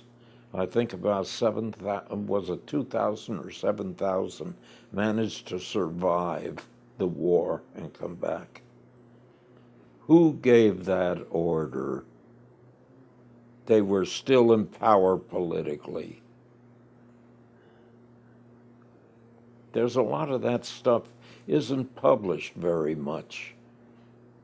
But Jack and I ran into little bits of that from individuals and all. Now, the French had an underground, yes, they did. But a very heavy percentage were that way. I owned a machine shop in Boulder for over 50 years. And there was a sort of fence between my property and a little commercial property next to it. And they took it down, and there were wooden posts. So they asked if I wanted these posts. They were nothing but firewood. So I said, okay. So they piled them up. Well, a man came over the following day, and he was a machinist who worked for Ball Brothers. And we got to talking. He was a Dutchman. He was in the Dutch SS. And we got to talking. I told him I'd been a prisoner and all that. And he explained a lot of things to me. First of all, it was very interesting. In the religion sense, the Dutch are primarily Protestants. Their history and all shows. But there's an element that are Catholics. All right. The feeling between Catholic and Protestant in Europe is almost like nationalities. They don't like each other, but they'll tolerate each other, or at least that's the way it used to be. The cardinal in charge of Catholicism in Holland got behind when they advertised they're going to set up SS units for the German army and issue uniforms and helmets so these guys could strut around. He said he had been a Boy Scout in a group within the Catholic Church where he lived. And so after all the urging and everything, he had joined this SS. He said from what he saw in traveling around Europe and in fighting in Russia, he had lost all feeling and respect for his church afterwards. Well, we talked of a number of things and all. He told me, understand some of this, we just didn't know. But he told me of some of the studied brutalities that they were ordered to do, some of the organized rape of a whole populous area, all calculated to inspire fear. Of course, what they didn't realize too is inspire hate also, which lives on. And it was interesting to hear what he had to say. Now, they also had, from among the Scandinavians, they couldn't get a large group, but they got a few Danes, they got a few Swedes, they got a few Norwegians, and they had what they called the Viking Division that fought at Stalingrad, part of the German army. There were others too, that there were a lot of Poles, and I observed that in the German army. The ones I observed were mostly service troops. Someday I would like to see a true, honest, non-political, utterly factual accumulation of the facts. Who, what percentage, who, what, and all. Because it's still so ridden with political hatreds and everything. But some of the things I've seen, some of the things I've heard, and I've had it said to me, inferred to me, don't pry too deep and don't keep your goddamn mouth open so much about it. Because a lot of this is, do you remember the McCarthy days? I do. Say anything sympathetic here. You don't know what hidden game is being played there. And in all innocence say, I observed this and saw that. And boy, if it just goes against, you're ruined. I've seen that you had some sessions with Russian doctors. Also, I had a girlfriend who was a Russian doctor. She kind of met me. I didn't go hustling to anyone.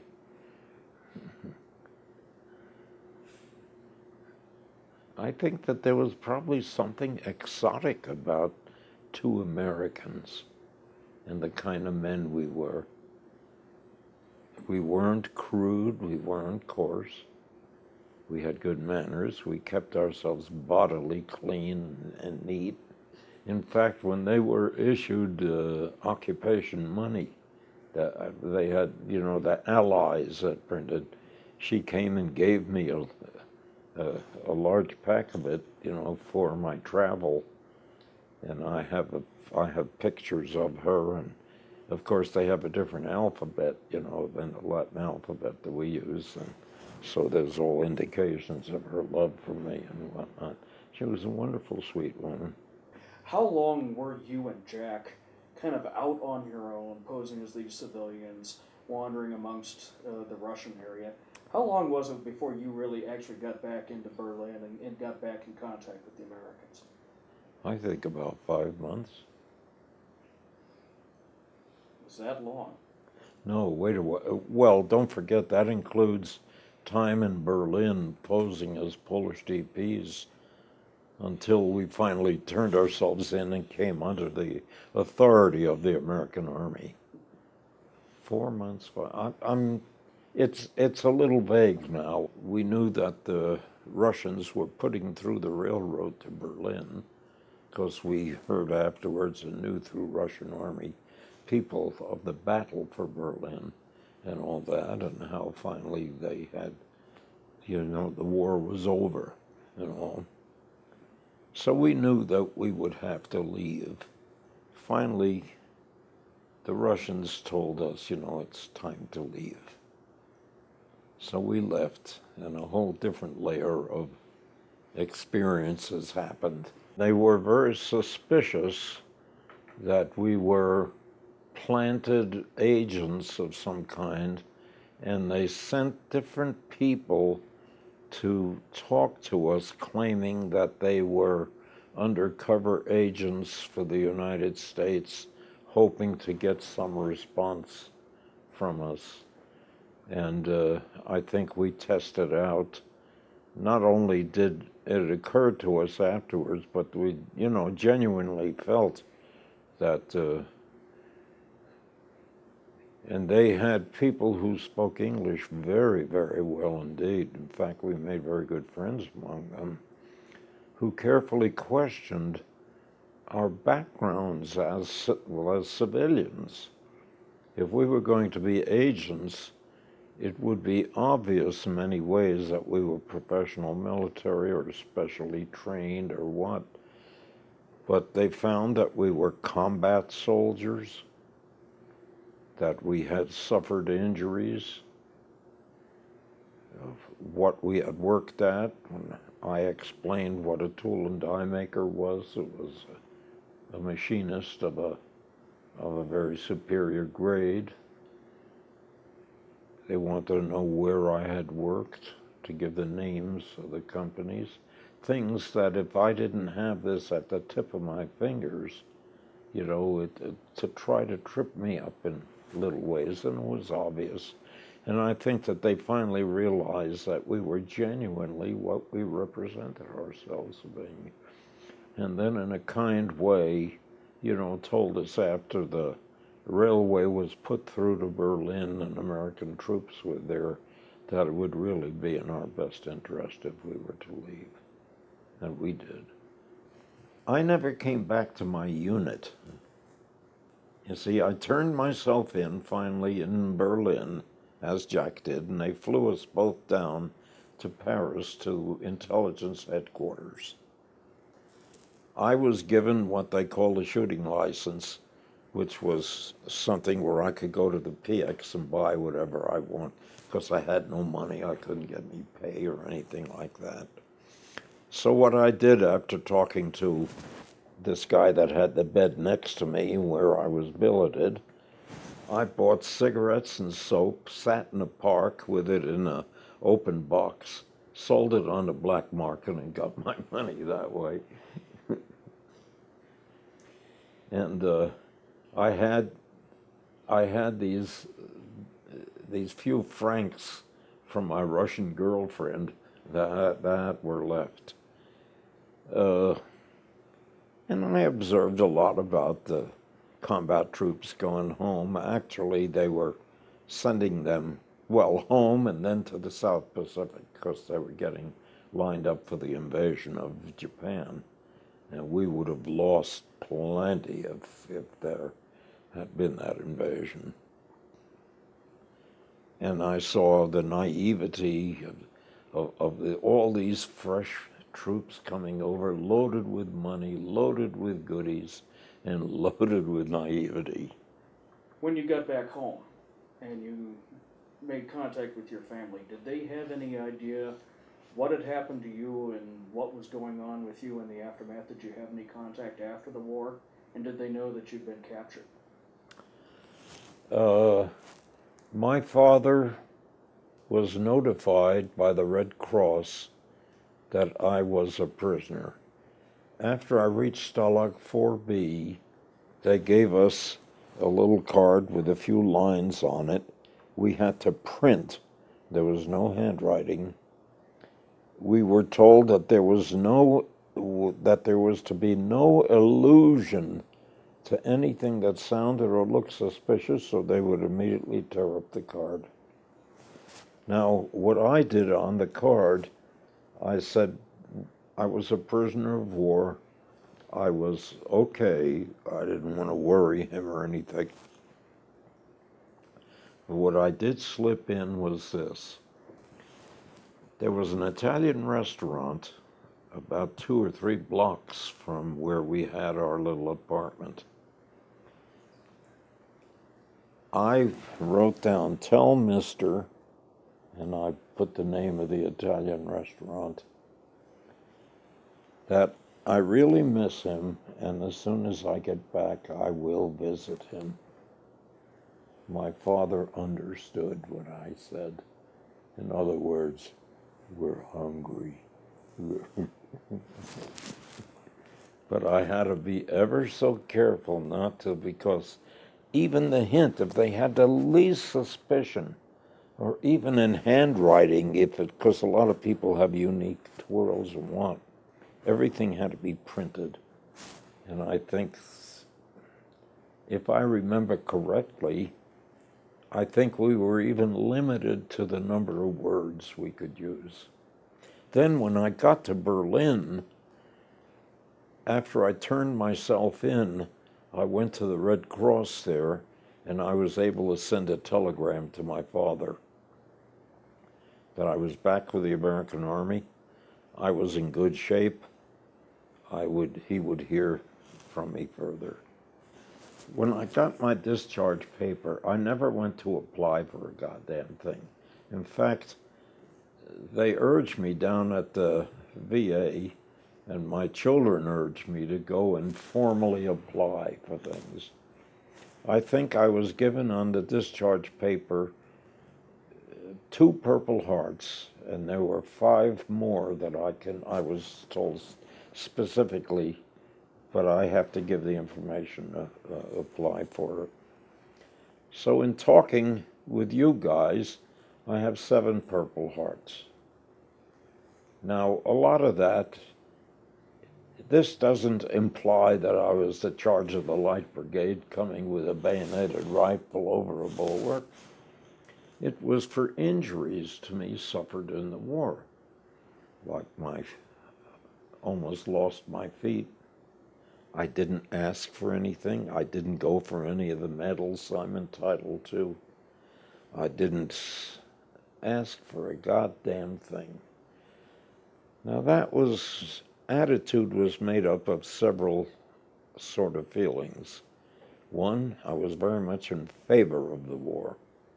I knew why I was fighting and why I volunteered for the infantry when I had myself a cozy job in England in charge of testing enemy small arms, and could have sat there that way all my life. The other thing is, I didn't want to look as if I'm groveling. I didn't want anything from anyone. I was in because I believed in it. I did the best I knew how, and I wasn't going to suck at the public tit for the rest of my life. And so I adapted myself the best way that I could. And finally, I'm not a beggar, God damn it. And I don't know if that explains it.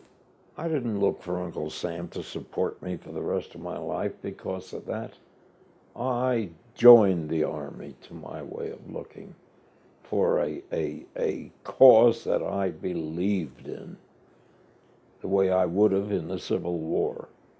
For example, I would have joined the Union forces because I didn't believe in slavery and I didn't believe in breaking up the country into segments. So it's a matter of self-respect in that regard. What I found out of late meaning the last few years, as I did get sucked back into the system and all, and as they did begin to examine me, that I did have things wrong with me. For one, I couldn't study. I was a student in the engineering school. The faculty considered me good enough that, considering my experience and everything, while I was a freshman, they appointed me an instructor.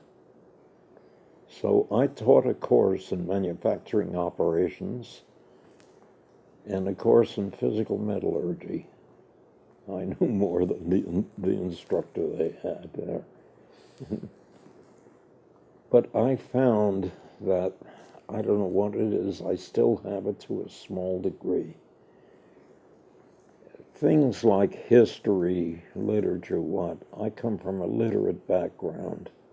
So, okay, but to study physics, advanced mathematics, and all, I had such a turmoil in me, I just couldn't study it. I'm not a dummy, but I don't know what it was. I don't think psychiatric care could have done anything for me. It just that time. I functioned as an engineer. I had my own big machine shop and all of that. I partook in design and evaluation of things mechanical within the skill. But only of late years have they even discovered that you could be wounded up here so that you can't concentrate, you can't absorb.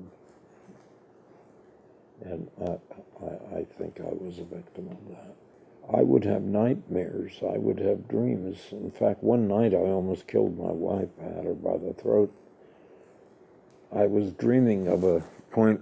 I was with a combat patrol, and we had gotten into the cellars of a girls' school in Bitch, of the college to Bitch, and ran into a German patrol. And in the dark, we fought to the death there.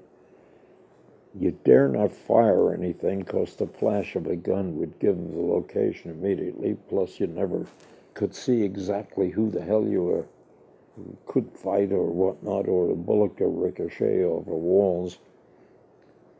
And I remember I had a German entrenching shovel, and they come sort of down to a point, and the edges were sharpened. And for hand-to-hand fighting, that's the best little thing in the world. It has a short little handle and all, and if you swing that thing, you can cleave a man in two, or you could stab with it or cleave. We lost 2 men, I think, on that night. I know that we got a few of the Germans, but it was tense. It was tense. And I think I must have been dreaming of that when I had my wife by the throat, and her screeching woke me up. And I was worried sick, of, will I do this again or what? Well, after all these years, that's kind of gone away. Now, later on, in relatively recent years, after I got married and all that, I needed specialized medical care, and so I came to the Veterans Administration. And I can remember I had this operation on my left leg. I could have never afforded to pay surgeons. I was concerned about, you see, of my years, I ran around for many, many years unable to hear very well. And the concussions that I suffered, I couldn't get a driver's license. Even to this day, I can just feel a faintness come on at times. I don't pass out anymore. But they showed me how to hang my head between my legs, sit in a chair, or if nothing else, stretch out on the floor even. And in 5 or 10 minutes, it sort of passes away. But a man that worked for me and who later became a very good friend had to go down to the VA one time and asked me to come along as a companion. Well, they had built this new big VA hospital in Denver by then, because initially, I remember when they rented 3 floors in a bank building when I first came out to the area here. I came out in 47, you see.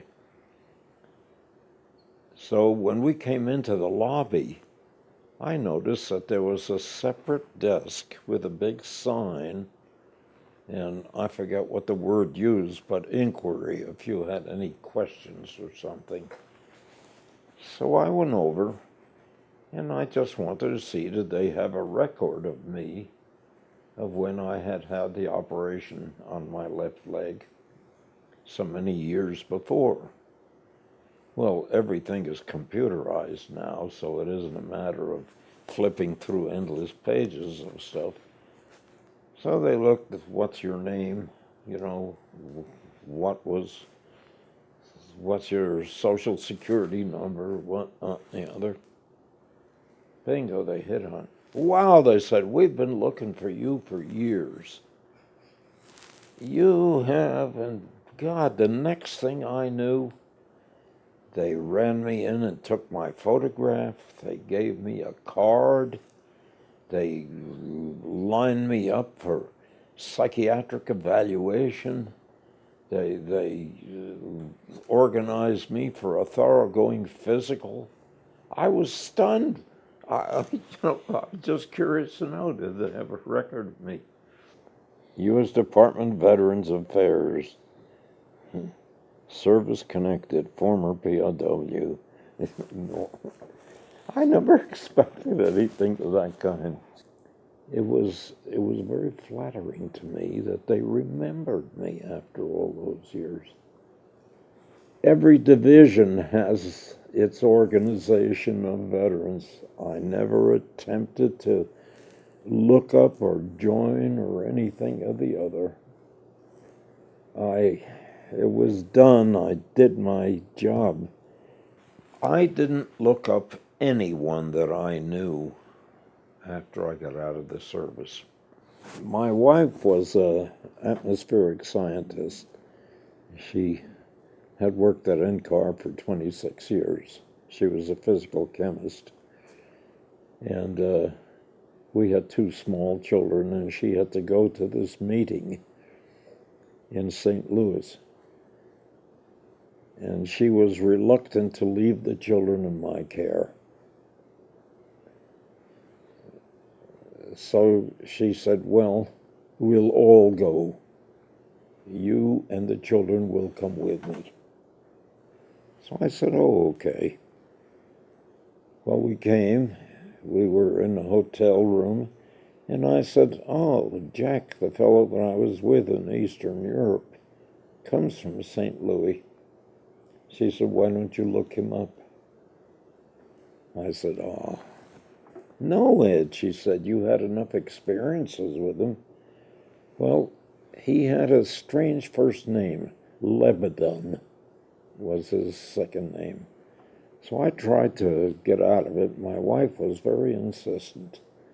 So I opened the phone book and I looked, and there were 2 or 3 Lebedons. That was all. So I called the first number, and a woman answered. And I said, I'd like to speak to Jack Lebanon. She said, there is no Jack Lebanon. Who are you?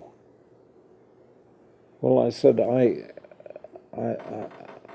was in a prisoner of war camp with him, and my name is Ed, and she never even let me finish.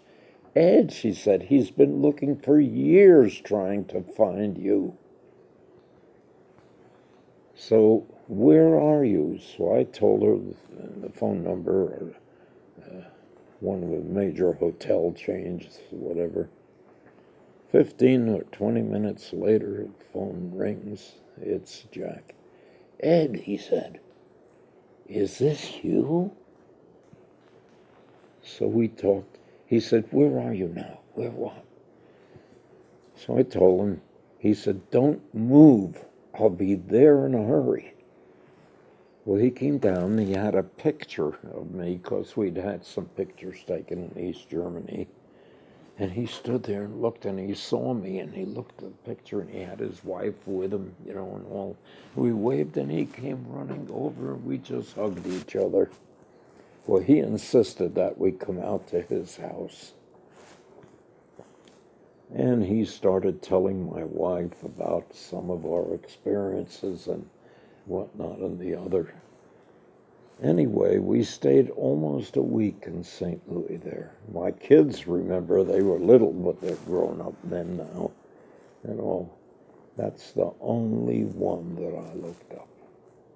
Now, my youngest son, about 3 years ago, Everything in Germany is so organized that if you spit on the sidewalk, it's a matter of record, practically. He found up at CSU in Fort Collins, there was the wife of one of the faculty people, was a German woman that he had married. And she knew how to kind of contact authorities and what. She charged some fee or something for this. So my youngest son found out about her, went to her, and gave her what information I gave.